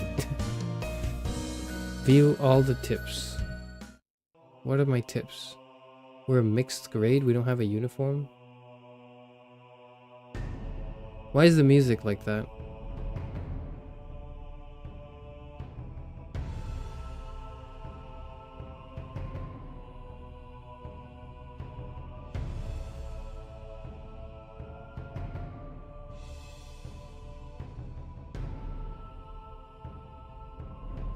Why is the music like this? What?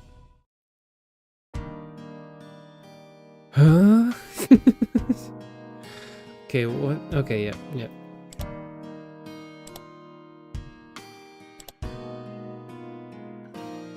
Are you enjoying this laissez-faire story about being in summer holiday or SMT? No. Not in particular. It's sort of like, I'm sorry, like I have to be honest. I'm not gonna lie to you and pretend like I'm enjoying it more than I am. But the school, like, oh my god, it's high school again. I'm in Japan, like, and I'm hanging out with my friends and we're having lunch. It's sort of, to me, it's a really tired trope. So I don't hate it, but I'm not like wowed by it, you know? So I can't say like, oh my god, I'm loving it, because personally, it's not really my thing. Think about it this way: if this were my thing, I wouldn't have waited so long to play it, right? I would have already played it and be talking about it with you. Holy guys. fuck, Chairman Higurashi, this is so awesome. So I'm gonna be very honest with you so far. This is kind of whatever. This is kind of mid so far for me. Obviously nothing, like, this is not like... We're only like an hour or something into this, but whatever. Just play the game. Okay. You're mid. Alright, okay. I took it a little too easy on the morning of my day off. I was totally late. Today was the day Reina and Mion were going to show me around Hinamizawa. Reina and Mion were already waiting at the meeting place. Kei-chan, you're late. Sorry. The show I was watching last night was really interesting. Blame that. Gome. Oh, so that's your excuse for being late and keeping 2 girls waiting? Mi-chan, you just got here yourself. Cute.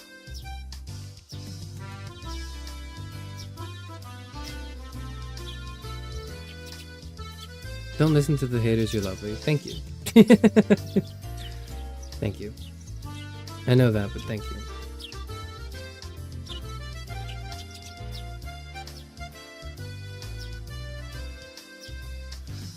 Last night's episode of A Day in the Life of was interesting, wasn't it? She was just as guilty as me.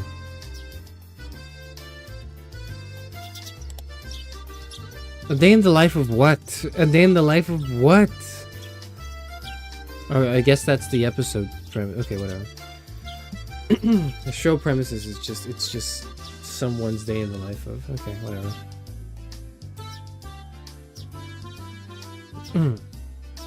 Dana was carrying a pretty heavy looking handbag. Hello, Azure, hello. Sorry, that was someone in chat, not the dialogue on the screen. What is that? Mion answered my unspoken question with a wink. That's right, Dana really did make a picnic. Kei-chan, after you left, Dana pulled out all the stops. It's not like I forced her to do it. It was nothing, so don't worry about it, okay? She's been like this since last night, you know? Can you take responsibility for this? Alright, alright. I am a man after all. I'll take responsibility. Huh? Responsibility? For what? For what?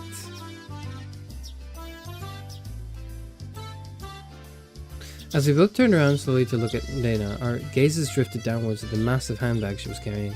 It didn't seem logically feasible that it would be entirely filled with lunchboxes. Except this was Dana we were talking about here. About 2 kilos, I guess? When Rena was picking it up, I could see she was struggling a bit. I'd say 5. You're exaggerating.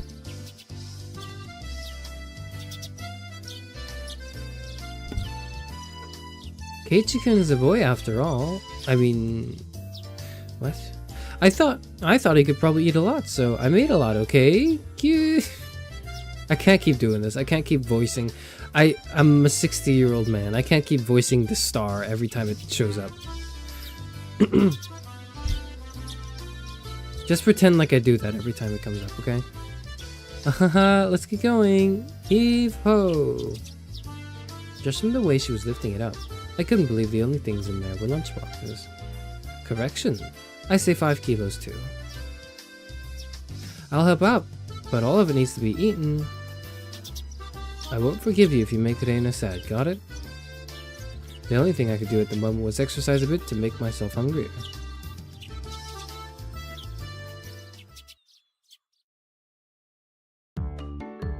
Having finished with the pleasantries, we began our leisurely stroll. A carefree walk bathed in the gentle morning sunlight. I couldn't have even imagined something so wholesome existed during my time in the city. These are the boonies after all, no slovenly desk jockeys trudging to work on the weekends out there. It really was a nice place, peaceful and quiet.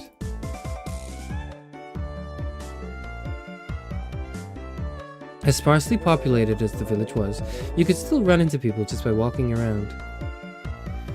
Ah, good day. Good day. Oh, you would be Maebara-kun, I believe. My 2 companions exchanged greetings with everybody we ran across. All of these passers-by even knew my name. When did I become this famous? Past 3 people, and when all 3 of them knew me, I started to feel a bit paranoid. Haha, it's a bit sad to say. Everyone knows everyone since there are so few people here in Hinamizawa. So that means when an unfamiliar face walks by, they automatically assume it's that of Maebara fella who just moved here? Yep, that's how it works out. It was a process of elimination you could only pull off in a place like this, but it was quite effective.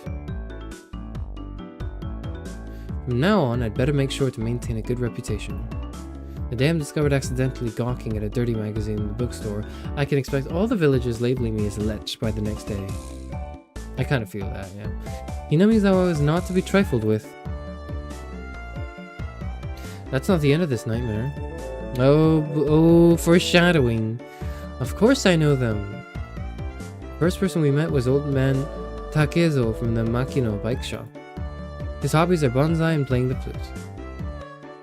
Next we met the grocer's second son, Daisuke-kun. His hobby is sharpshooting and he hopes to be an ace sniper in the future. And the person we just met was Mio-san, the nurse from the clinic.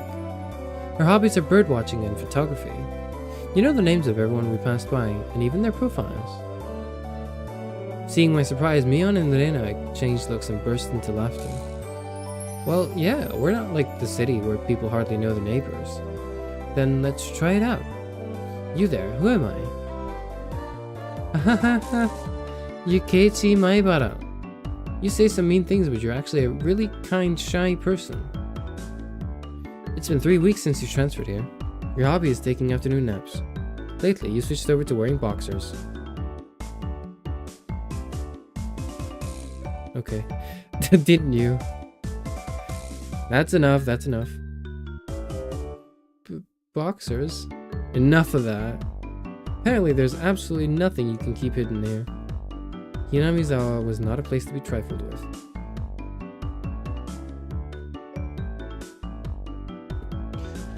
This feels more like you guys are showing me off rather than showing me around. That's right. We're parading around like this after all.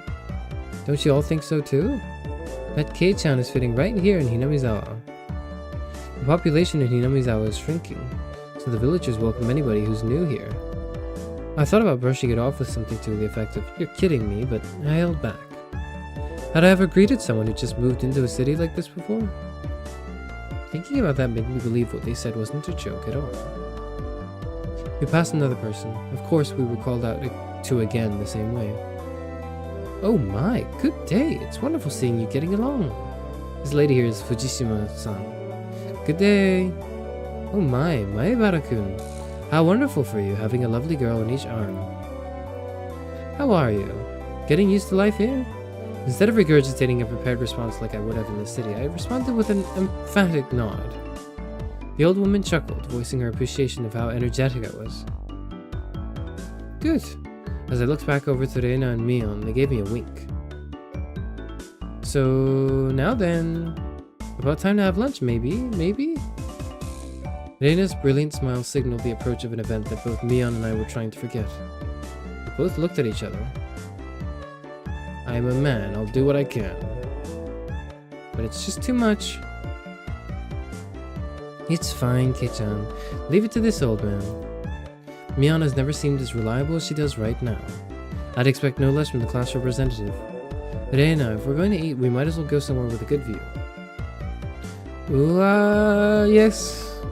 Good idea, I agree. Reina nodded her head happily in response to Mion's proposal.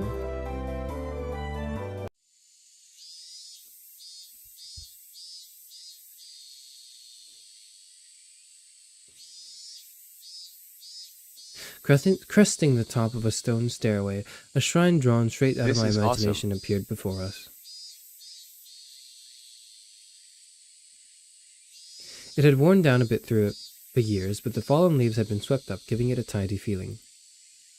Hello, how's everyone doing? Hello, Mari. We are Higurashi when they are crying.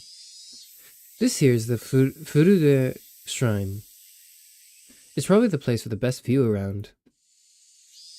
This place, be sure to remember it. On our next break, a festival will be held here. Ah, isn't it a bit too early in the season for a festival?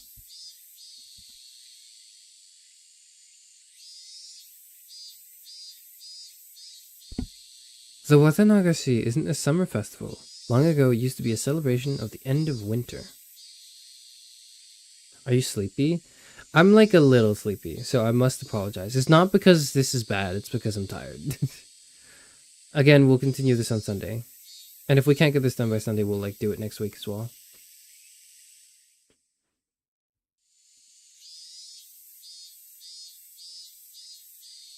I was embarrassed for assuming that festivals had to be held in the summer. Now then, spread out the lunchboxes in there. Various colored lunchboxes were placed one after the other on top of the plastic sheet. It sure did smell delicious. It was Reina's home cooking. It went without saying that it would be delicious. But is it even possible to finish all of this? Hey, Mion, it'll take more than just a good view to get this all down, you know. Why are they here? What? Good afternoon. It was Rika-chan and Satoko. Why are they here? Why are they here? Mion grinned over at me.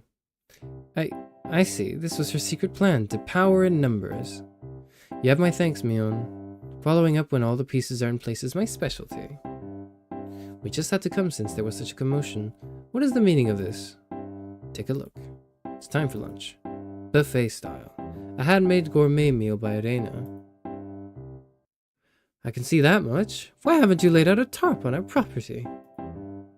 The temple is public grounds, it's not yours. Keiichi is right.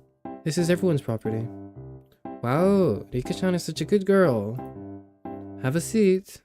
Eat with us. After opening up a spot for Rika-chan, I promptly turned my back on Satoko. Hold on 1 second. Where is my spot? No spot for you and nothing for you to eat. Don't worry, there's some for you too. None, I'll eat all of hers. I will not allow that. Rika! Here, chopsticks. Both Satoko and I leapt at the boxes, having it out with each other. Man, really? Kei-chan, you're really good at leading people on. You might have a talent for this. Have a plate, one for Mi-chan and Rika-chan too. Elena whipped out a pair of chopsticks and paper plates.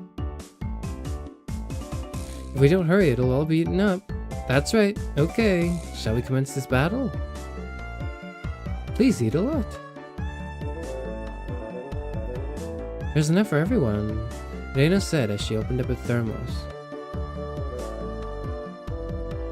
Just then I realized that this lunch was made under the assumption that 5 people would be eating. It didn't change how much there was, but the implication behind it was different. I will not allow you to— Ow! That hurt my— that jump scared me too. I will not allow you to have this hamburger. Hurt? Using your elbows against the rules, Satoko. Grabbing the back of my collar is also against the rules. It was a tough battle. Blocking with her full momentum and an elbow in the opening moves, Satoko appeared to have the upper hand. But the difference in her proficiency with chopsticks proved to be fatal and gave me the upper hand. Ah, the last meatball! Satoko Hojo has been bested. Numb. Satoko and I amiably began choking at the same time, falling backwards and spasming.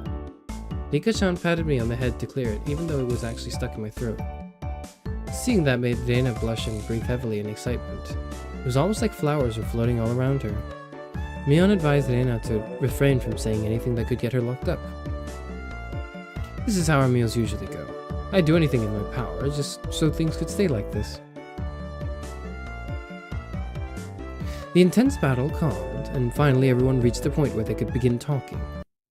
Receiving tea from the thermos, I let out a small sigh. I do wonder why there are so few words in Japanese to praise how something tastes. Oishii. Isn't it because the idea of togetherness during a meal didn't begin until the modern era? It seems that long ago people ate in silence. It must have made the people preparing the food a bit sad, don't you think? It's probably because back then the people were busy eating while eating and didn't have the time to compliment the flavor. That's just you. But you know, just hearing that it's good makes me happy. That my effort was worth it, I mean. She blushed a little as she said that. It was delicious. With absolutely perfect timing, Rika-chan struck Reina directly with praise. She looked straight at her with an expression of bewitching innocence. After Reina uttered an unintelligible noise, a ring of smoke rose from her head with an audible poof.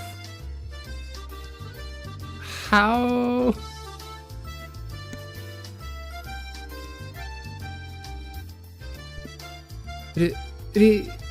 Rika-chan, I'm gonna take you home. No, I mean, thank you. It was really delicious. Reina flushed red with excitement, embracing Rika-chan and rubbing her cheek against her so hard you could almost hear it. To reward Rika-chan for her praise, ta-da! These are special. 2 apple rabbits. After sticking toothpicks into them, she thrust them toward Rika-chan. After Rika-chan accepted them, the mood suddenly shifted in a bizarre way. What is it, Satoko? What is with that defiant look? Has everyone prepared proper praise to receive apples from Reina-san? Don't push yourself. What kind of praise can you think up with your weak vocab? Oh ho ho. Well then, allow me to show you. After Satoko flashed me on and gave me a defiant look, she changed the tone of her voice suddenly. Hey, so Reina One-chan's lunch? Satoko thought it was yummy too. Satoko looked up at her poutily while talking cutesy. What? How's that praise? That's not even persuasion by tears, that's persuasion by cuteness, isn't it? This is a Reina limited special skill. She blushed and her head spun, waving around in circles. Don't fall for it, Reina! Oh, how? Of course, that was asking for the impossible. Reina glommed Satoko and began rubbing her cheek against her. Cute! Satoko is so cute! Take you home? How? I don't know what I'm doing. I don't know what she's saying. I don't understand this. Sorry, I'm gonna continue. I'm trying my best. Swish. Stab. Push. Satoko was also presented with apple rabbits. After stuffing them into her mouth, she looked over at me again with that defiant gaze. It took only 5 seconds to take down Reina. That's unfair. To think she had such a trick. If it upsets you so much, why not reward Reina-san with some praise? Damn it! That was dirty. That was a dirty trick. First of all, that wasn't even praise. Satoko, you think you've won with that, don't you? How about I show you guys something much better than your superficial gimmicks? That sounds great, Neon. What kind of trick is it? Kei-chan is going to be the one who does it. What? Ho ho ho ho! Why don't I have you show me then? The writhing of an old maid.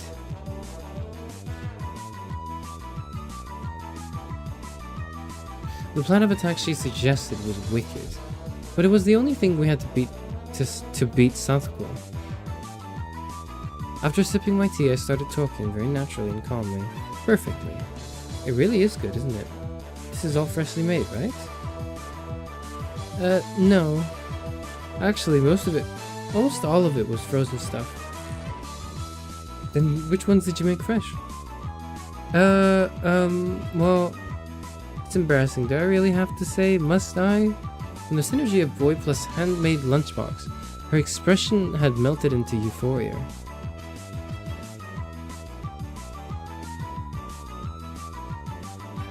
I already know. This one, right? Reina turned an even deeper shade of red. The words "I can't believe it" practically written on her face. How can you tell? That I made it. Of course, Miona told me beforehand. It's been perfect so far. After acting like I was shy, I waited a beat. Next would be the finisher. It had your smell. Silence enveloped the area. I realized that what I said was incredibly cringe, and I should be thrown into jail.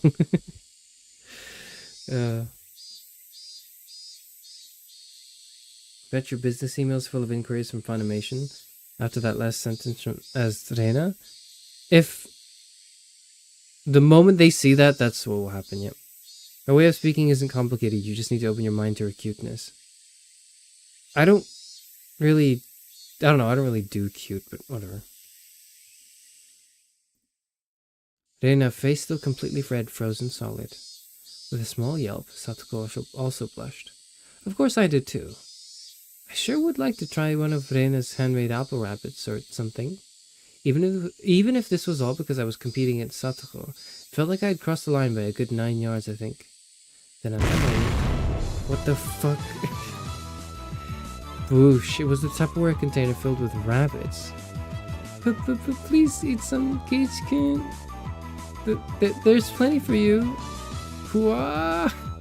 Instantly, dozens of the apples were shoved into my mouth, knocking me over. Okay, say, Keiichi-kun. Hee.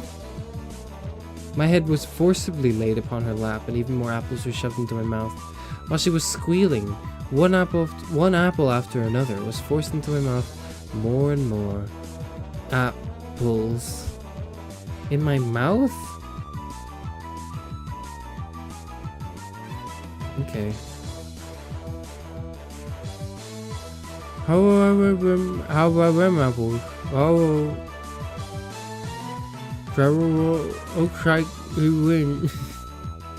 That was pretty good.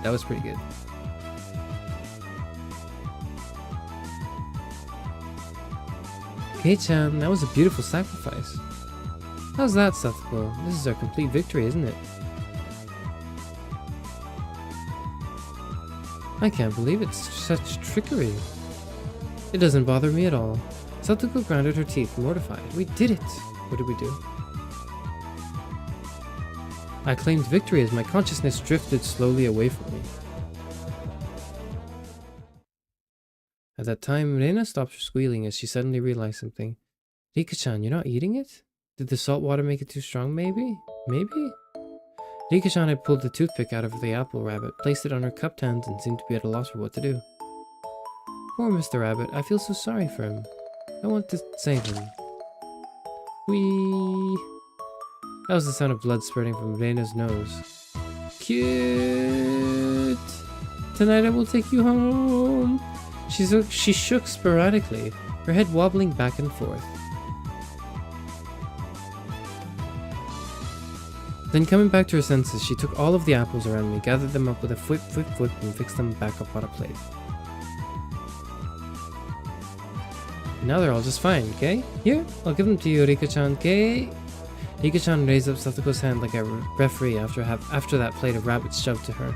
She whispered, "This is our victory."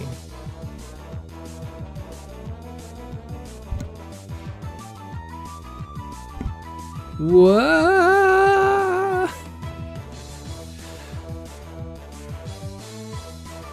This game has been going on for 2 hours. What the fuck is this? That's not what I'm saying, but that is what I'm thinking. A comeback? Hi, Honu, Heyo, Honu. What the hell is he saying here? Okay, thus my sacrifice ended up being in vain. Higurashi when they cry.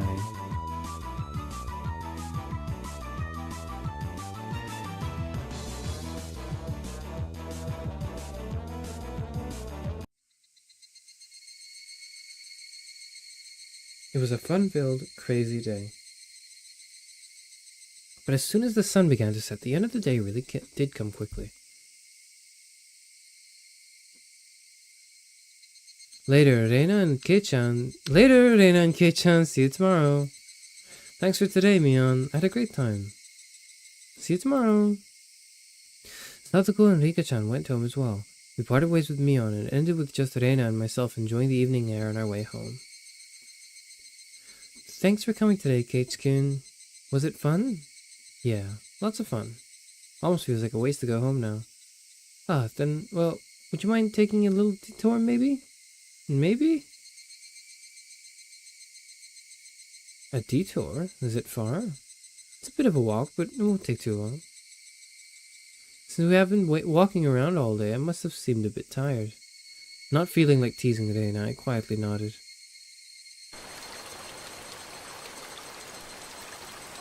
Do we, like, kill her here? What do we do? Does she kill us here? I don't know. Traversing a small path and up a small hill, the land suddenly stretched out before us. There, what looked like the remains of a dilapidated construction site came into view.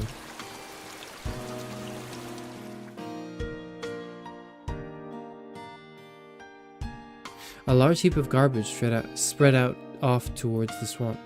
Probably illegal dumping. I recalled it being in the newspaper. It's been quite a while. I wonder what's here. When you say it's been a while, you mean the business you had here was with this garbage pile? It's not garbage. To me, it's a pile of treasure. Lena had already entered that well-known cute mode of hers. So that meant that there was something cute here. Whoa, a new pile. I can't wait. She bounded up the unstable slope.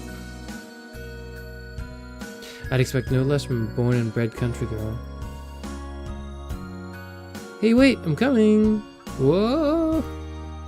My city-raised self was completely pitiful. It's alright, just stay right there, Keiichikun. It won't take long. Reina kindly declined my accompaniment. Don't fall. Watch your step. I'm fine. This is nothing at all. Literally bounding up the heap of trash, Reina disappeared over the other side. I didn't like being left behind, but I was still pretty tired from the whole day, so I just ended up waiting. Without the lively Reina around, the surrounding area quickly fell into silence.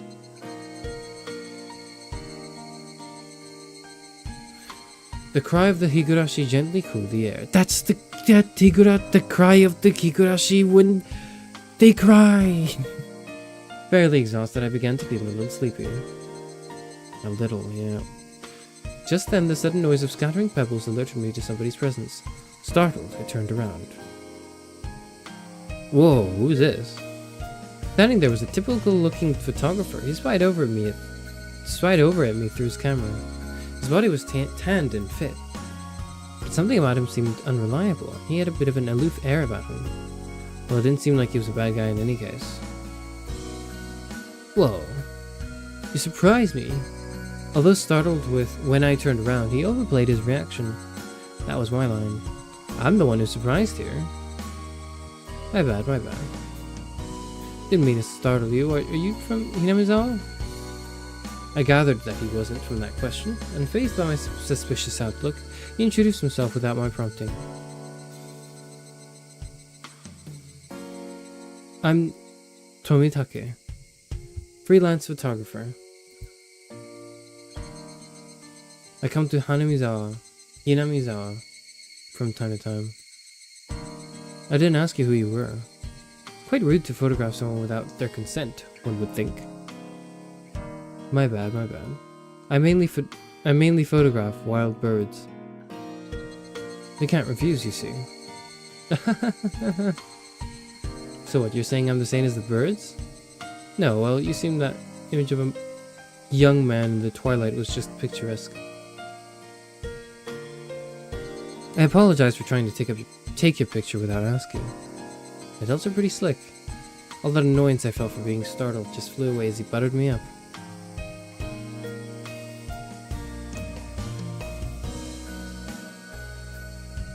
I had no intention of hanging around with this guy trying to get cozy with me, except it didn't seem like Reina would be back soon. But this older guy, Tomitake-san, he didn't mind my cautious responses and continued rambling on by himself. Keiichikun, sorry to keep you waiting. I'm finished now. Reina popped her head out from one of the lower piles of garbage and waved her hand. You have someone with you? What would she be doing over there? That's what I wanted to know. Didn't know. Maybe she's checking on the dismembered corpse that was out here long ago. Alright, and so it begins.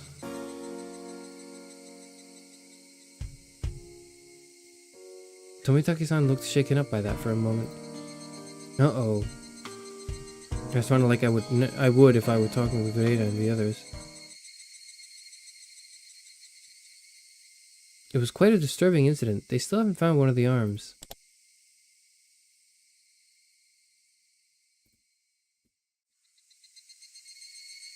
Alright. Ha, Keiichikun, sorry to keep you. You were waiting a while, I guess. I'd best leave you two lovebirds alone. Again, my apologies for startling you, Keiichikun. And he just fades away, okay. Tomitake-san chortled suggestively, then disappeared into the twilight. Missing my chance to retort put me off a bit. Keiichikun, are you angry? Why? Why, I wonder?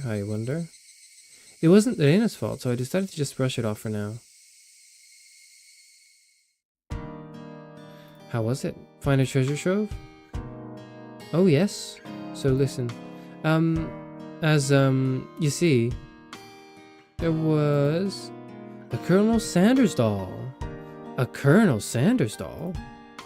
Oh, that thing. Those statues they always have out in front of that fried chicken place. That life-size dummy. That other visual novel game I played on stream. Yes, Colonel Sanders. How cute. I want to take it home. Couldn't tell how she decides what's cute or not, but well, she seems to want it.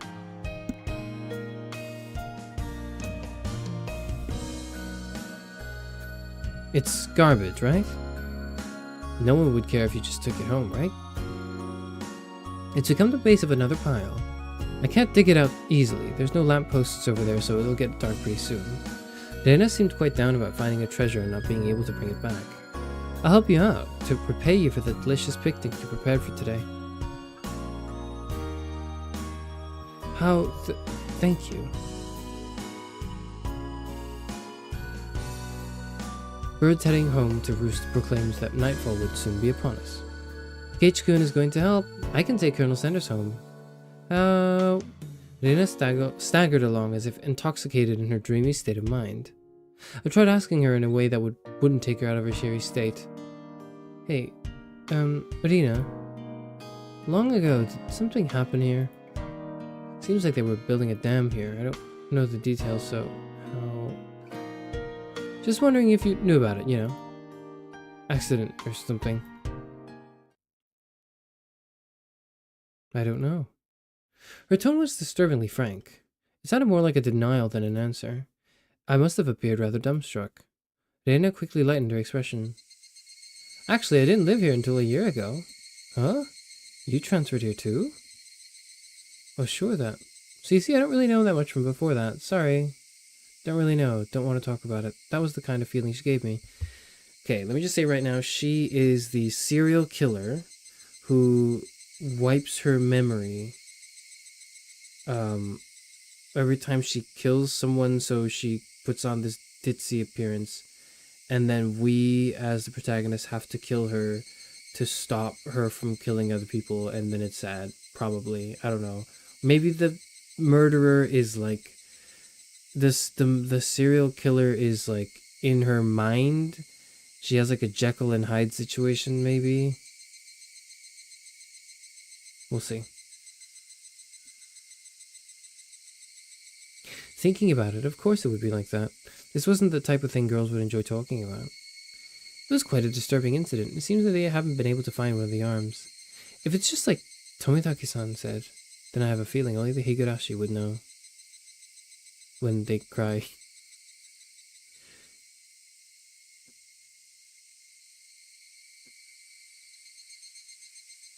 Higurashi, when they cry. They do that.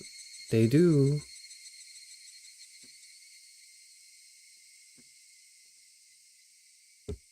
You have received new tips.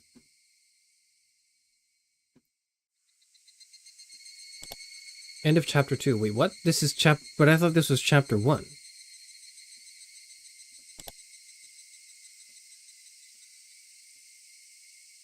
This is chapter 1. Onikakushi? Higurashi when they cry. You did it. You solved the case. What is the game like? I don't want to get spoiled, but I want to know how many chapters there are in the first chapter. How many chapters are in the first chapter? Game separated into chapters, and within those chapters there are chapters. Okay, how many chapters are in chapter 1?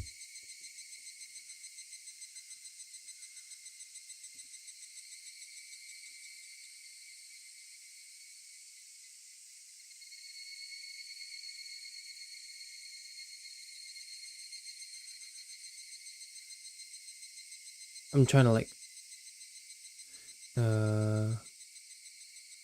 There are 13 in chapter 1? Fuck. Okay. Alright. Okay. At least 2. That's true. There's definitely at least 2.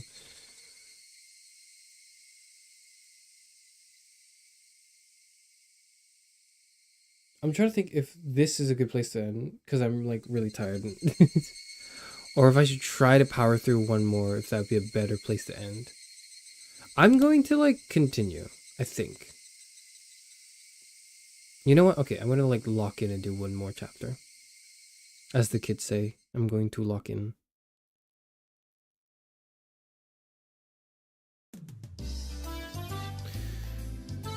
Colonel Sanders? Of course that's right up our alley. I want to do like one more chapter in this, and then that's it. We'll do one more chapter. I understand her wanting to take home Satoko and Mika-chan, but I can't understand the Colonel Sanders. What's so good about that four-eyed geezer? Probably better to hear it from Reina, don't you think? She'll probably just say because it's just so cute, though. Does Reina often go to the construction site to hunt for treasure? Every now and then she says she's going to have a look. But a girl her age rummaging around in garbage is, well, if Reina enjoys it, then I think it's fine. What were they doing over there? Dam construction? It had been bugging me since yesterday, like an itch I couldn't scratch. So I just reach out for a bit. You are tired, and if you're tired, you might not enjoy as much. Don't strain your eyes. It wouldn't be you if you didn't do one more. We'll do one more.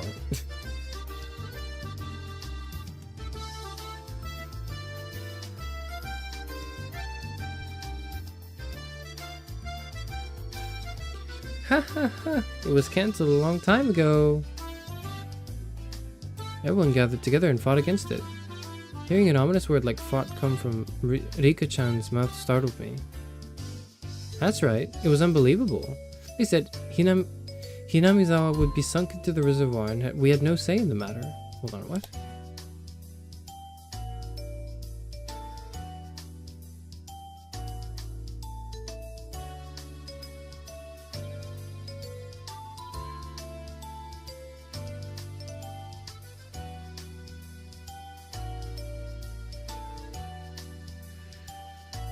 Well, we'll never know. Okay.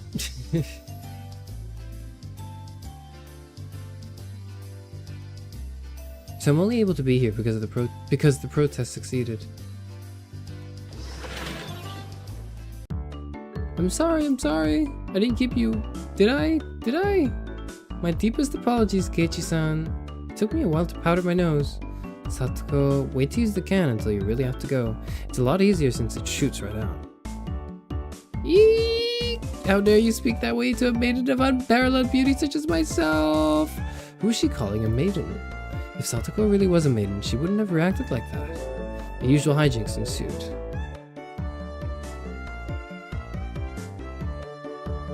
Now then, gentlemen, in accordance with the rules of our society, I bring a point to the discussion.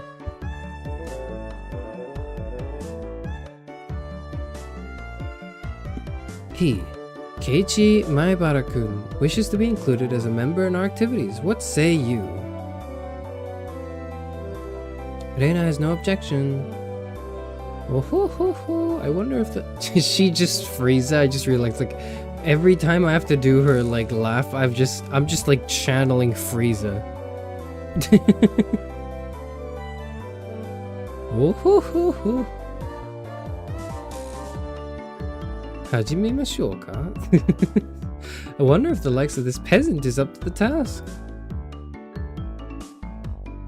Me and Satoko both approve. The three that Mion had queried voiced their approval. A unanimous decision. Congratulations, Keiichi Maebara-kun. I present you the honor of being allowed to take the entrance exam for our club. Start from the beginning. I didn't say I would join. What club is this? What our club does, you see, in order to cope with our complicated society, we perform various activities under different sets of rules. Sometimes they're in your favor and sometimes they work against you. I'm pretty weak, so I'd prefer if you didn't single me out. Let's try to get along. You're so naive, Reina. The law of the jungle, survival of the fittest. This is starting to sound a bit sketchy, so what kind of club was it? It's a board game club. Yeah, I knew it. I was like, this is a board game club. This is definitely what they would be doing. Dika-chan was the only one to answer my question with a pertinent response. So basically this club put Mion's hobby of collecting games to use. By playing the various games that Mion had hoarded every day, it seemed that, depending on the day, there were prizes for the winner or a penalty for the person who finished in last place. I'll make this clear right now, we aren't playing house here. You should treat each win or loss as if your life depends on it, alright? What's wrong with just having fun? Don't make it sound so crazy. The first rule of our society, aim only for first place. Going at it half-assed just because it's a game is not allowed. Rule number 2 of our society. For that reason, you are obligated to make all possible efforts. The way Satoko said it sounded like she was saying, use any means necessary. Of course, I will do my best too. I'm pretty weak, but I'm trying my best. I knew what they were trying to say. In a game where everybody is aiming for the top, it's rather unsportsmanlike to play just for fun. Alright, then I too will go all out. With that, I was finally ready for the rite of initiation, my baptism into the club. A word of warning, Kei-chan. Reina can get pretty nasty. This initiation looks like it's going to be rough. Mion began fishing around the student lockers in the back of the room. They have the games here at the school? Well, it's club equipment, so I guess that's fine. Complicated games would put Kei-chan at a disadvantage, so today we'll play a game that you should be familiar with. How about a standard card game, like, oh my god, my ears, like Old Bachelor? Alright, let's do this. Can't really get into it unless there's a penalty. This time the loser will be sentenced to having their face drawn on. What do you think? Whoa, it won't be oil-based paint, right?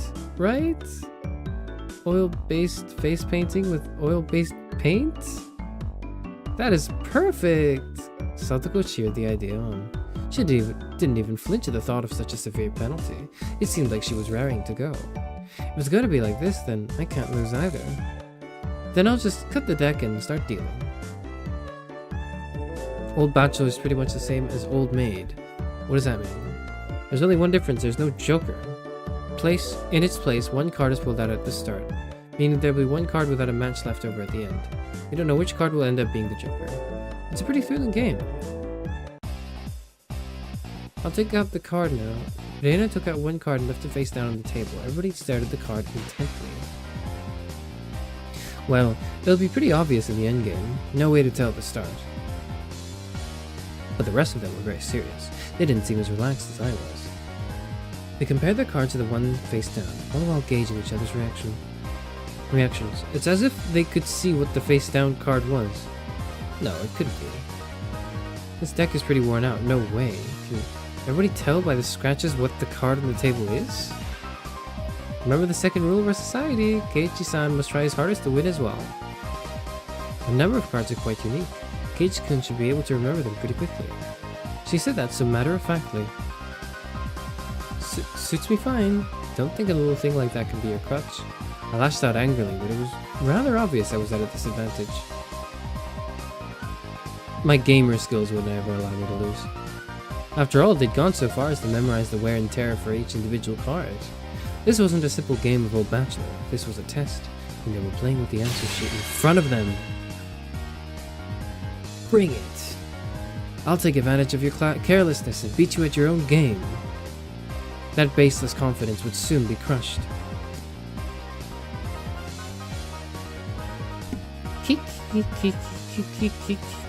What? How about I tell you your hand starting from the right? 3, 4, 9, Jack, Queen.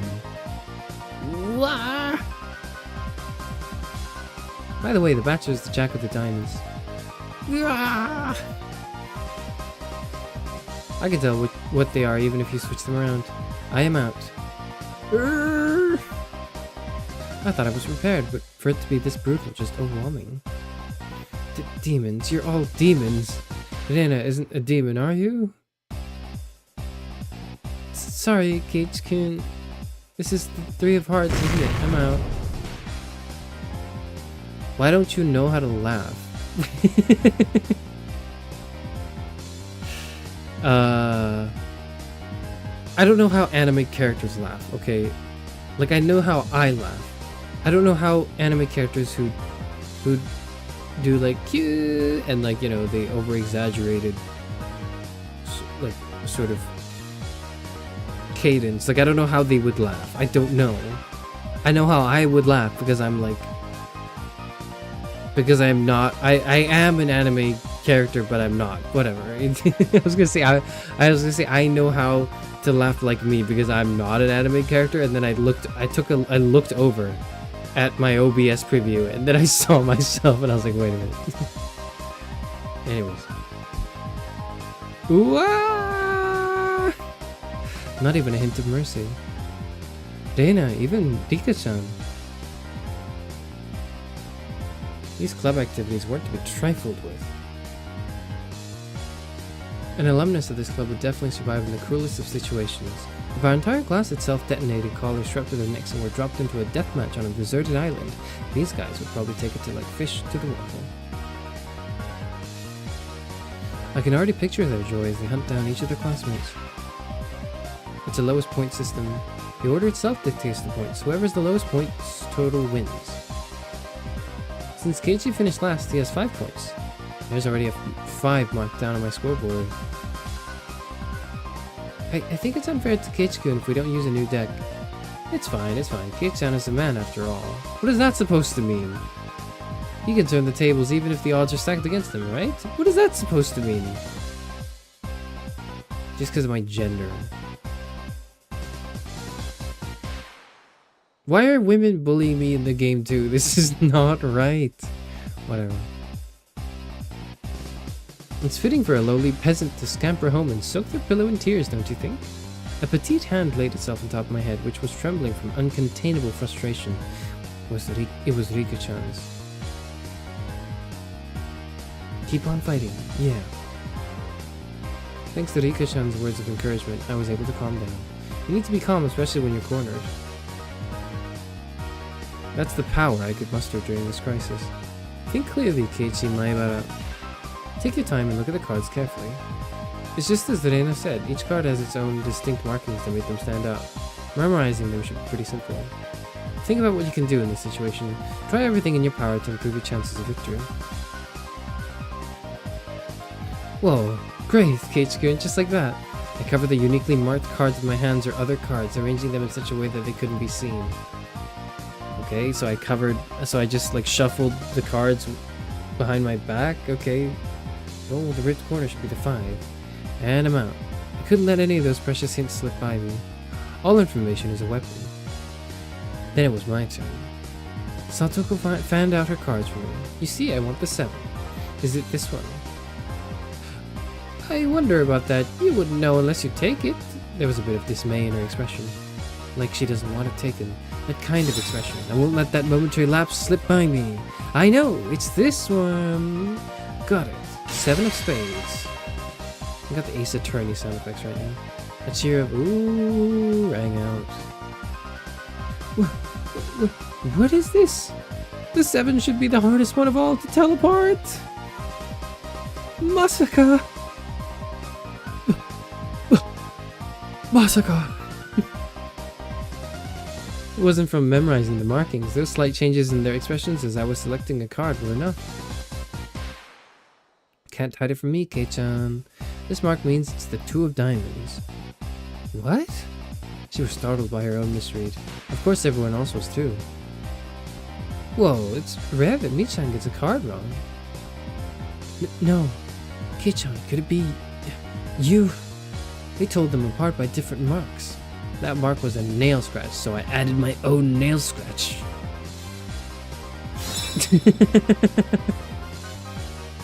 Are you saying you disguised it as the 2 of diamonds? What an impressive show of wit. Keiichi landed a clean hit.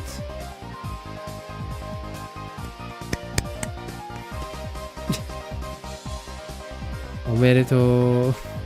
That's great, Keiichi-kun. That was an incredible match, you know? Having defeated the Forerunner Mion, my brilliant battle left me ecstatic. But by total points, it was already set in stone that Mion would win and I would finish last. I laughed haughtily, selecting the tone of my voice carefully to get on Mion's nerves. Well, I'm gonna end up the loser, but I'm satisfied with one-upping Mion at the end. Yeah. Wahahaha. What is that? Do I have to sing this?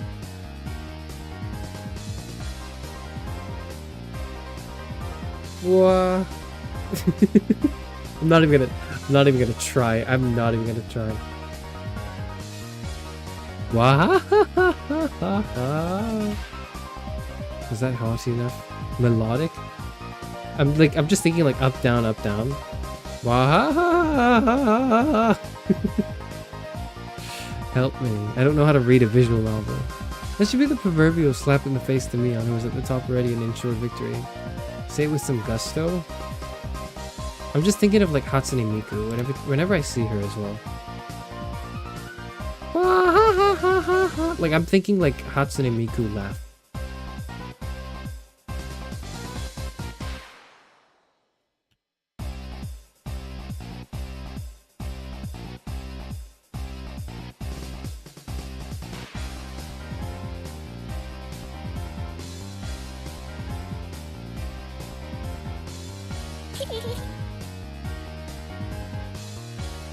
I don't hear shit.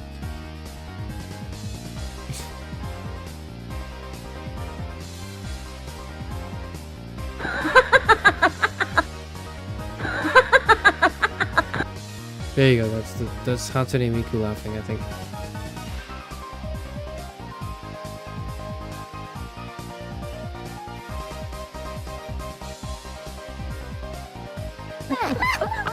Sweetheart, this is so funny.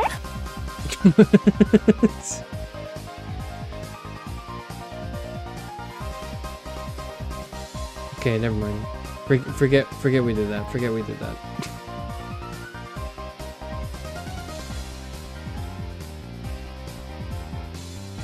Even if Kei-chan gets first place this round, he'll still end up last place overall. Don't you hate that? Of course I do.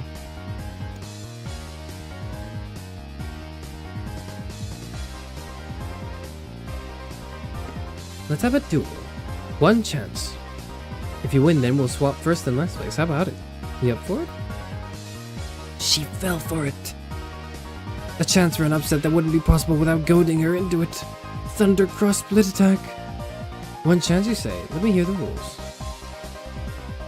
Mion discarded 2 cards from her hand and replaced one with a Joker card that was on the table, then shuffled the resulting hand behind her back. The card on my right or the card on my left? If Kei-chan can guess which hand the Joker's in, then he wins. When you turned around just now, you didn't pull out the Joker, did you? If you lose, I'll show the card in the other hand. That okay? The other three gulped nervously at this unexpected turn of events. Alright. You've got it. Mion grasped 1 card in each hand and thrust them out at me. First, I needed to inspect them closely.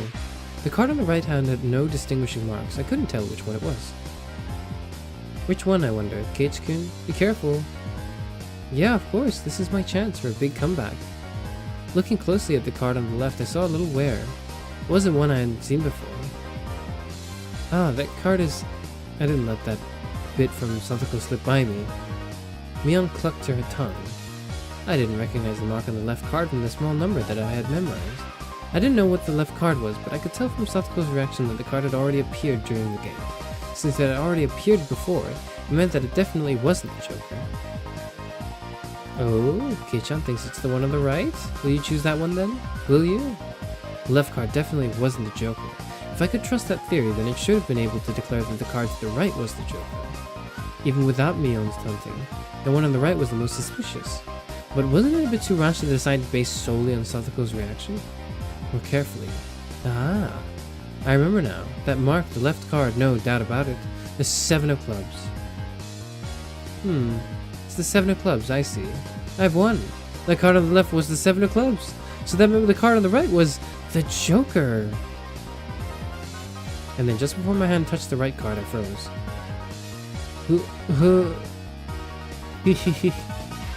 I would expect no less from you. There was a wave of murmurs among the onlookers at my sudden halt, right before I confirmed the right card was the Joker. Huh? What could Keiichi-san possibly be saying? I mean, the left one is... Oh, what makes you so certain that the right one isn't the Joker, Kei-chan? Mion let loose an unexpected question. Everyone else is baffled. I don't know what the card on the right could be, but I know that the one on the left is the Seven of Clubs. Then, doesn't that leave the right one as the Joker? One of them has to be the Joker, right? Yeah, one of these is the Joker, right? Keiichi has good intuition. Huh? Rika-chan, what do you mean by that?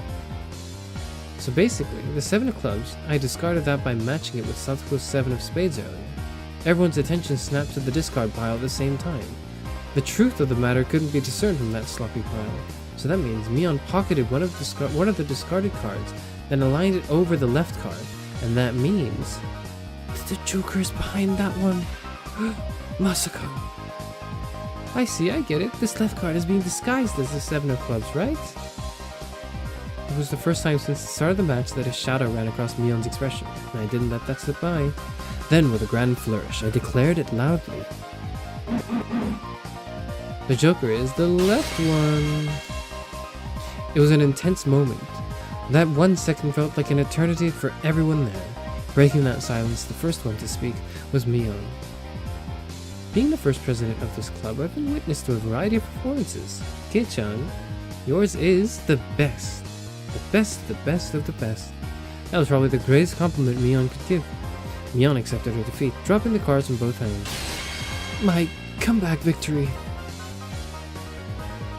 Rika-chan placed her hand on my head and began petting it, congratulating me on my victory. Huh? Rika-chan is... Reina and Satoko gaped at us, as if they had seen a ghost. What is it, Reina? It's not as if I cheated or anything, right? This was fair and square. Rika only pet someone on the head to console them. Huh? What's the meaning of... At that moment, Reina let out a small shriek. Keiichika! This is how it was? What am I looking at? What?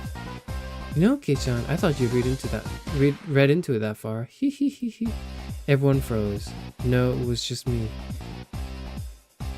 It was a gamble. If you had just jumped to the conclusions like a little brat, then I would have lost. It was the answer everyone was certain about.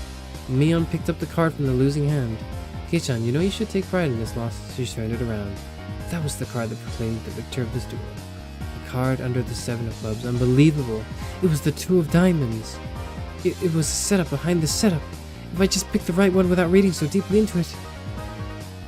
I, Mion Sonozaki, as the club president, do accept Keiichi Maibara's membership into our club. As I slumped into my knees, dazed, everybody let out a round of applause for the excellent effort I gave, despite my defeat. The match is now over. Today's victor is me, Mion Sonozaki, and our exalted loser is Keiichi Maibara. Omedetou. Everyone made a commotion, clapping, applauding cheerfully. I felt I was bested, but I was so soundly beaten that it unexpectedly felt rather refreshing. When Mei-chan pulled out that little trick behind her back, I got excited thinking she's going to do it again. When Keiichi-san stopped a moment before touching the correct card, I thought, he fell for it!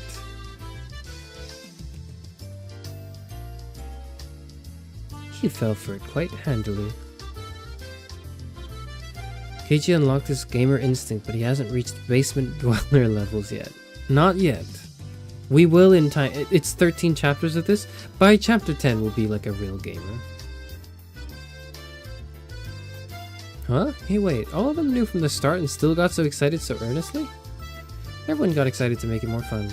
You're all demons, you monsters. Now then, Kei-chan, it's time for your penalty. Since it's your first day participating, I'll go easy, okay? It'll be a problem if you refuse to come to school. The other three members held down my arms and shoulders firmly. Mion approached, licking her lips. Why are you licking your lips, man? Her right hand went to pull something out of her pocket. That's a felt tip marker, and it's large and oil-based. Oh, right, yeah. That's the... yeah. Okay, here we go. She took the cap off the marker and brought it slowly up to my face while I was immobilized. No. No. How am I supposed to read that? Whatever. I let out my death throes.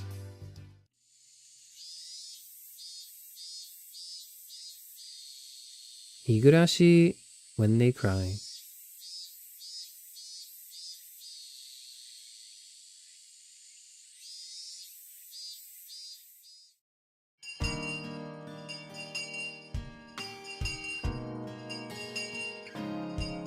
Do we not save in the chapter? Hold on, where are we going? What the fuck? As soon as the club activities were finished, Reina flew off. Probably so she could dig out that cute Colonel Sanders that she wasn't able to take home yesterday. So today was just Mion and me walking home together. A rather rare occurrence. A mountain of treasure, huh? The guys throwing it away probably never thought it in their wildest dreams that Reina would be grateful to them. Mountain of treasure meaning that damn construction site from before. That damn construction site, not that damn construction site. Oh right, Mion would probably tell me. That murder by dismemberment that seemed to have happened there. Over there, you know, at that damn construction site. Did something happen there? Long ago? Something sure did, a grand battle. There were sit-ins and demonstrations. It was a bit different from what I wanted to hear, but I decided I'd listen just the same. It was our land that was going to be sunk into the damn reservoir. I would have fought as well, probably. The government guys were really adamant about it, acting all big and full of themselves. Since they figured out that they couldn't settle it with money, they did a bunch of nasty stuff. They were nasty guys.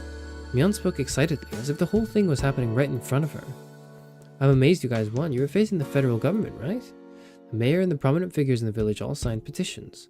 They went to Tokyo and struck deals with legislators. And as a result, the development plan was retracted. It was our complete victory. There wasn't any violence, was there? Like, assaults or murders? None. She promptly cut me off. The same as Reina had. Her words signaled the end of the discussion. Tomitake-san said, one arm wasn't found in the incident. Is the one arm, is it like Sukuna's finger? In JJK, where like it's cursed, it's a cursed object and it's like, it's making people evil. We'll see. I thought that a murder by dismemberment had occurred, but I guess I was wrong. My curiosity unsated, I sighed dejectedly inside. Why are they all, like, not talking about it? That's weird.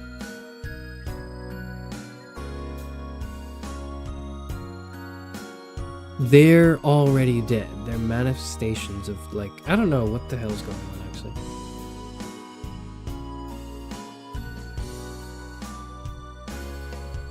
Later. See you tomorrow. Kate-chan, you can't wash that off until you get home, got it? I got it, I won't. Mion held back her laughter while stealing glances at my face. I wonder what kind of nasty doodles they drew. Damn you, Mion, you shall rue this day. If our roles are ever reversed, I'm going to slop it on. All over your face so you won't be able to take it off, even with a scouring pad. Upon arriving home, I ran straight into my mom, embarrassing myself yet again. The mood I'd come home to was already on edge. It's not an uncommon thing in our family. Whenever Dad can't come up with a good idea, it always ends up like this. He stops around the house with his arms crossed. Mom whispered into my ear, "Welcome home, Keiichi." Dad, he's in a bit of a rut right now, so don't bother him, okay? He can't come up with a new idea. It's because the deadlines are so close together this time. Your dad needs time to recharge or he doesn't work as well. Dad's paintings feed our entire family. If he runs out of ideas, then it's the end of the Maebaras. We've never gone hungry before. Could it be that my dad is a master painter?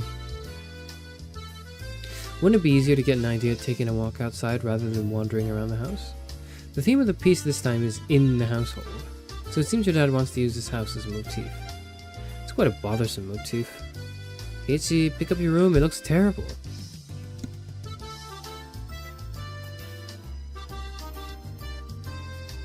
What if the Higurashi are the spirits of the dead that cry? That's a pretty cool theory. I kind of like that. That's an interesting theory.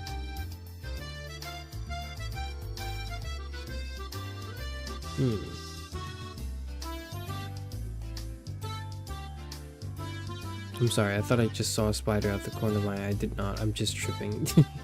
I'm just like getting horror game conditioned right now. Sorry, I'll clean it up later. Oh, come on. Please don't use my room as the motif.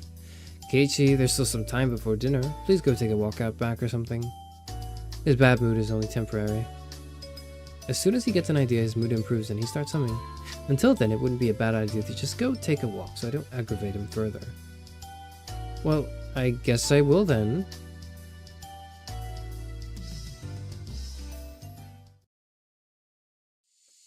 I said I was going to take a walk, but I didn't have any particular destination in mind. I just needed to kill some time. I got on my bike and pondered where to go. Could just go read at the bookstore, but it would take about an hour by bike to get to town.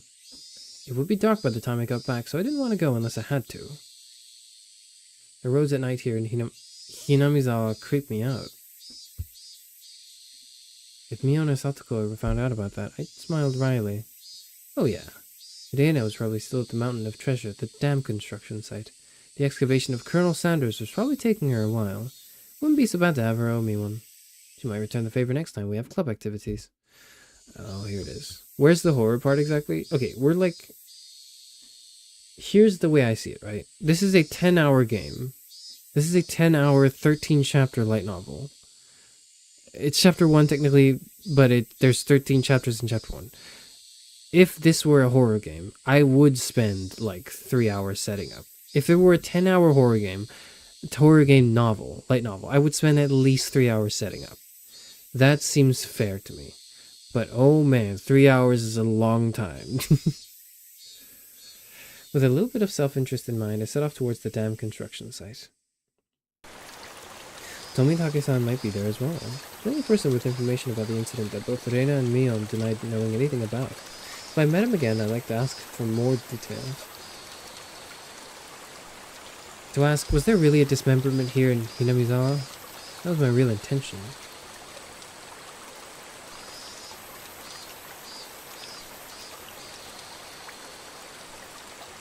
These damn cicadas, man. They're so annoying. 6 hours of setup. Please do not be 6 hours of setup. Oh my god. I spotted Reina struggling up on the slope of the garbage pile. It looks like Colonel Sanders was lodged in there pretty firmly. It didn't look like Reina would be able to excavate him by herself. Realizing that Tomitake-san wasn't around, I began climbing up the slope unsteadily. Hey, Reina. Looks like you're working up a sweat. Whoa, Keiichi-kun. What brings you to a place like this? A place like this, huh? I see. She was aware of it, at least. I received a signal for emergency assistance at the accident site. Where is the injured party? Huh? Accident, huh? But there was a report Colonel Sanders was buried alive in the trash pile. Huh? Oh, that. You scared me. Don't frighten me like that, Keiichi-kun. I was just kidding. I thought you might be struggling by yourself, so I came to help you out. You came for me? How? Well, I filled my quota for today. If I don't see Reina blush at least once a day, then I'm not getting my daily required nutritional intake. Just kidding, you're embarrassing me now. So, huh? What part was the joke? What part was it? I just ignored her bewilderment. Okay, now move out of the way. So where is Colonel Sanders? Sorry, can't you see him in that gap? He's really buried in there. Are we gonna pull like an arm out? The Colonel Sanders was sideways, surrounded by boards and other construction materials, like they were caging him inside. According to Reina, it wasn't like this yesterday. It seems as though another illegal dumper came yesterday, dumped again, and now he's buried like this. You're trying to move this pile all by yourself? With those scrawny arms? There's no way she'd be able to do that with her slender arms. But Colonel Sanders, so cute! There's a chain on the Colonel Sanders at the store. This one though, I should be able to take this one home. How? If Reina gave up on this Colonel Sanders, she'll probably start devising a plan to steal the one in front of the store. As Reina's guardian, I wouldn't allow her to sully her hands with crime. Out of the way. I'll do it. Reina blushed again, but this time I left it alone. The pile was enormous. Also, the more days we wasted, the more likely another illegal dumping would occur. If it got buried any deeper, there would be nothing that could be done. Keiichi-kun, I'll help too. Let me help. You just get in the way, so stay back.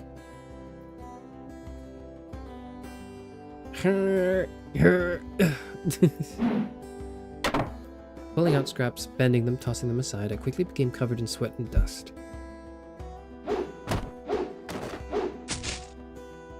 Flying objects drew beautiful arcs across the twilight sky, one after another. Lumber, timber, plywood. Damn it! No matter how much I threw out, there was still more. Even though I could see Colonel Sanders right there. After grandstanding like that in front of Reina... Why is she going through all this for Colonel Sanders? KFC isn't even that good. Honestly, KFC is really mid. This is not worth the effort. After grandstanding like that in front of Reina, I felt frantic because of how little I had progressed.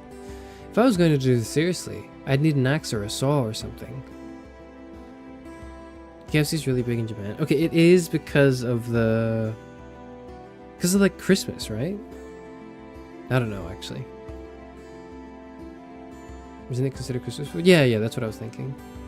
That's enough, Keiichi-kun. You're so sweaty. You don't have to try so hard. I'm a gamer, man.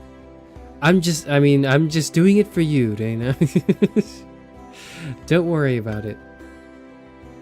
Reina began sputtering and turned beet red. Whoops, I meant to say I was trying my best so as to keep her from becoming a criminal. Oh well. I guess I just need a break. This is pretty tough. I sprawled on my back over the grassy slope. I'm so sorry. You're covered in sweat. Reina patted her handkerchief against my forehead. It felt pretty nice. Well, wait here a minute, okay? My house is pretty close. I'll bring you some barley tea, okay? Leaving the handkerchief on my forehead, Reina took off running. The cries of the Higurashi gently cooled the air. When they cried. After I was certain that Reina was gone, I picked myself up and headed towards what I discovered earlier. That was a garbage pile of magazines and newspapers burned up in twine. Unless I'm mistaken, I believe it was around here. There it was, and he pulls up like a dismembered arm. They were bound stacks of not-so-reputable tabloids. Never mind. They were stacked chronologically going back quite a few years ago. It was quite a disturbing incident. It seems they haven't been able to find one of the arms, you see. Okay, the music's starting to be ominous. I'm gonna lower the volume.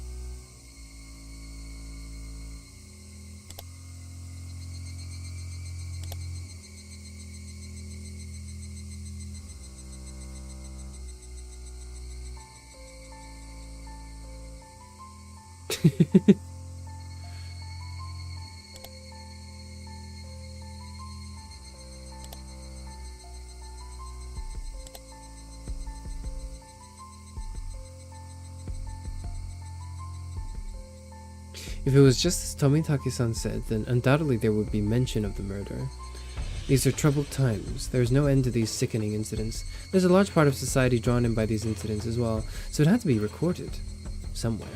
I unfastened the packages and opened the rain-soaked pages carefully, looking over the table of contents. Not here. Next one. Not here. Next one. It was hard to search since I didn't know when it happened. I didn't know who the perpetrator or the victim was either. I only knew it had happened here. I looked up every so often, checking to see if Reina had come back or not. I wouldn't want her to see me gawking at a dirty magazine, but it wasn't just that. Both Reina and Mion said they didn't know, but it had happened without a doubt. As long as Tomitake-san wasn't lying, then if both Reina and Mion... yeah, it was. If they had just said that, then I wouldn't have gotten so hung up on it. An incident that neither Reina nor Mion wished to talk about. Trying to uncover it after they tried to conceal it out of good intentions, that made me feel like I was acting against my friends. Oh. Uh-oh. Hinamizawa dam worker lynching. Murder by dismemberment. Here it is. Okay, again. I'm asking one more... I'm just asking again, guys.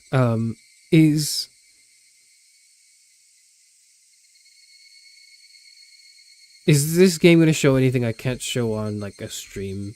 Probably not, right? Like it's probably all like implied or like off-screen stuff.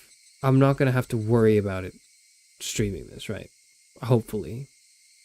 Please say yes. I'm going to continue. Never mind. The featured article was in the back, and it seemed that there was a photograph in the colored pages at the front. The pages of the featured article were stuck together and weren't easy to open. Dana could return at any moment. Feeling rushed, I gave up and opened the photograph page. The police investigators were carrying a body bag, and newspaper reporters were all bathing it in camera flashes. Play and find out, smiley face. Okay, I don't want a... like, oh no, you find out, because, like, that's not... I need to know, like, if my, like...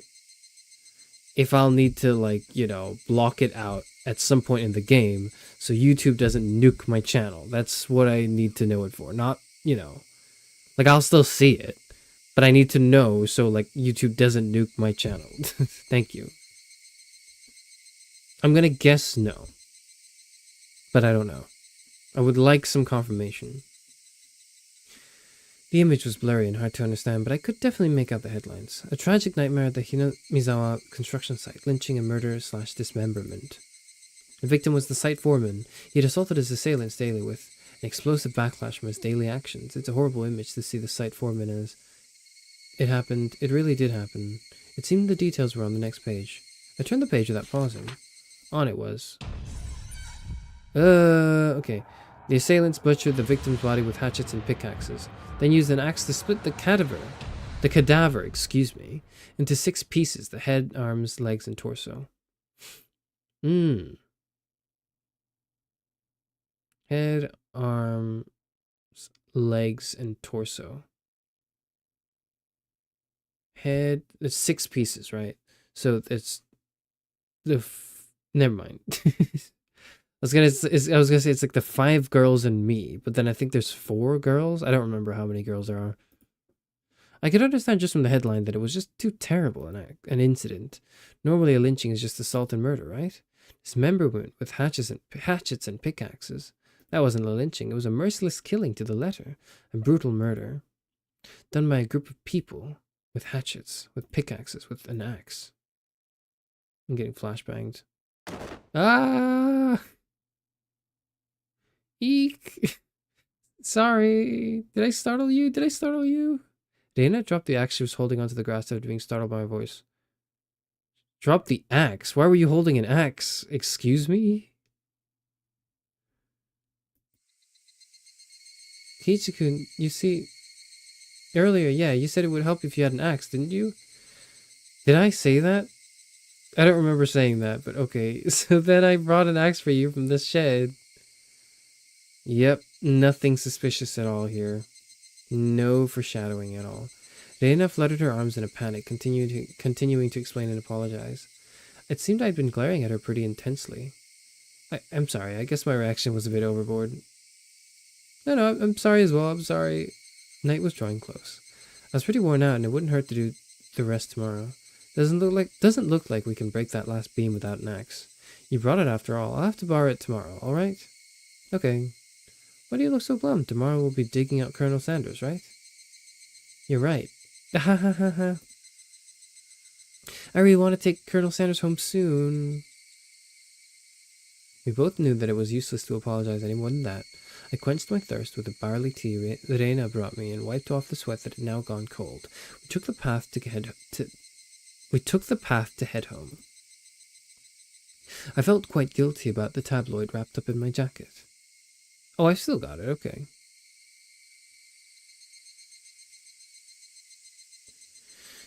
Higurashi when they cry.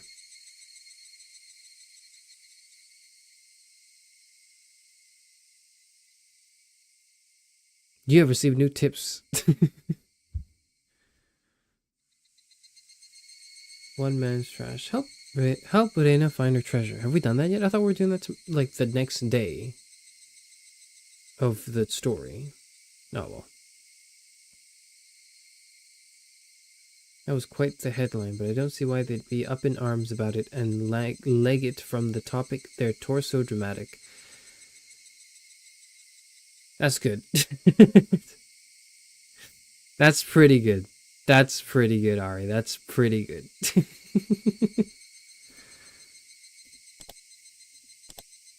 End of chapter 3. Okay.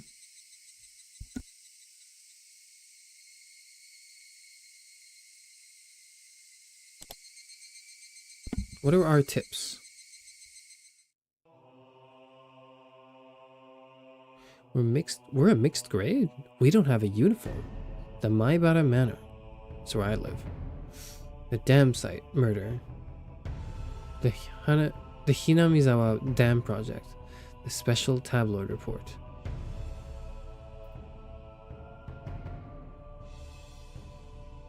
These three don't really have an alternate image when you hover over it. It just brightens it. These three do though. They're a little different. Not that that matters too much, I guess. This is really ominous, this menu music, but I guess we'll find out why next time on Sunday. In the meantime, we will let the cicadas fill the silence, I suppose, is what we'll do. Thank you, everyone, for watching me play, like, the first 3 chapters of this 10-chapter game, 13-chapter game. Oh my god, it's so long. It is really, I will say, it's long, and nothing has happened yet. But the suspense is already pretty good. I really do think the early bits with the, like the whole, oh my god, we're at a school club playing cards with, and, like, games with our friends is very, like, whatever. To me, it's very generic. I do think the blending that with the, like, blending the innocent characters with the random, like, dismemberment incident that happened near the dam, which is a setting that you kind of come across, is interesting. And the intrigue, I am intrigued by why, was it Reina and somebody else, Maki, what is her name? I forget her name. I forget their names. But, like, 2 of the characters, when asked, were just like, oh, what? That didn't happen. I have no idea. What? What murder? That's kind of interesting. Reina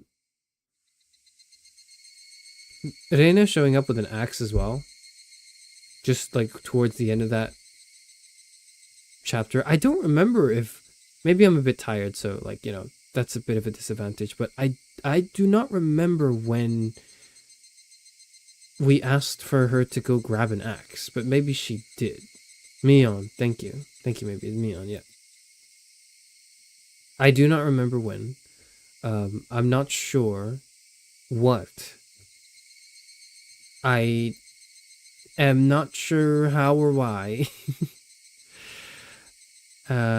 Or when, really. But where is probably, like, you know, these events are probably going to take place either at the school or at the dam site, right? Like, it makes sense to have it all kind of revolve around the dam site. Anyways, what I'm trying to say is this is long setup, and maybe it's going to pay off well. I cannot confidently say that it will because I haven't played it yet.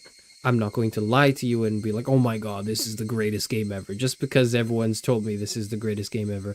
I have only played the first 3 chapters. I have no goddamn clue what I'm in for. How did she find an axe at an illegal dump site? No, she went back home to grab an axe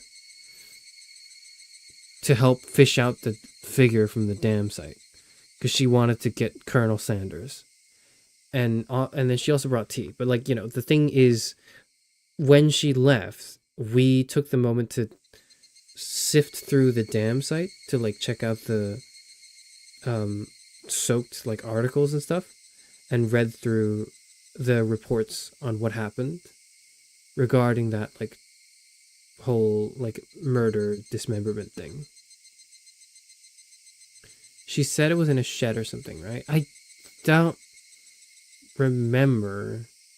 Wasn't it a shed at home? I'm sorry. It's a lot of reading. I do not remember all the details.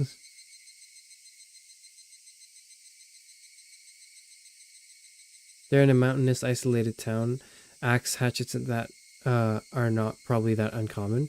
Yeah, but it's ominous enough because we just read that, oh, they killed the guy and dismembered him with like axes and hatchets and pickaxes, and you know, you turn around and it's your friend with an axe. Like that's classic like horror setup.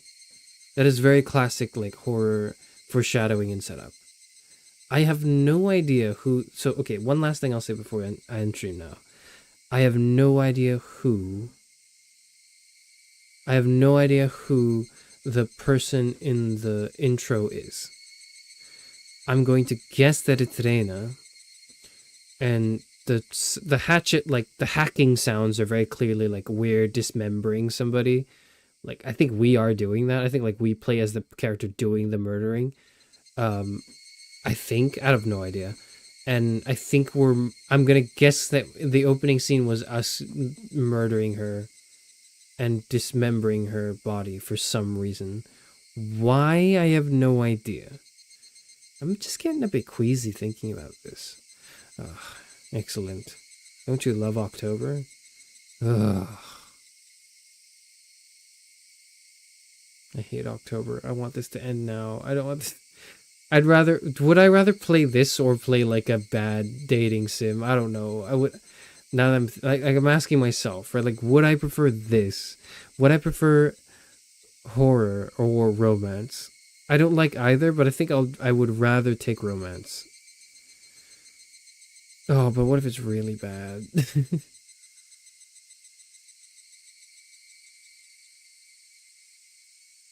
You know, now I realize why you play horror games with the lights off, because maybe you haven't seen enough horror movies to know that bad things happen in the dark.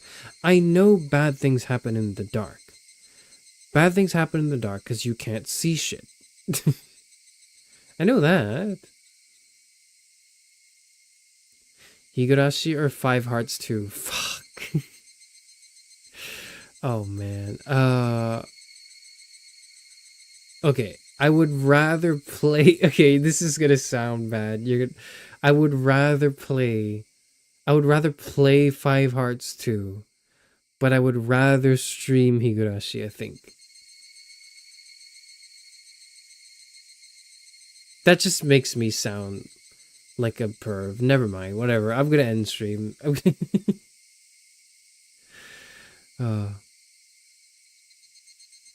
gonna end stream and I'm gonna like just brace myself for October, I guess.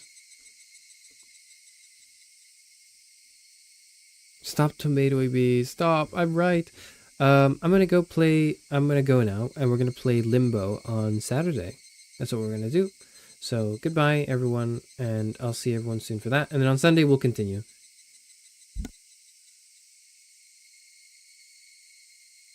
On Sunday we will continue the Higurashi crying. That's what we will do. Goodbye. Thank you, and goodbye.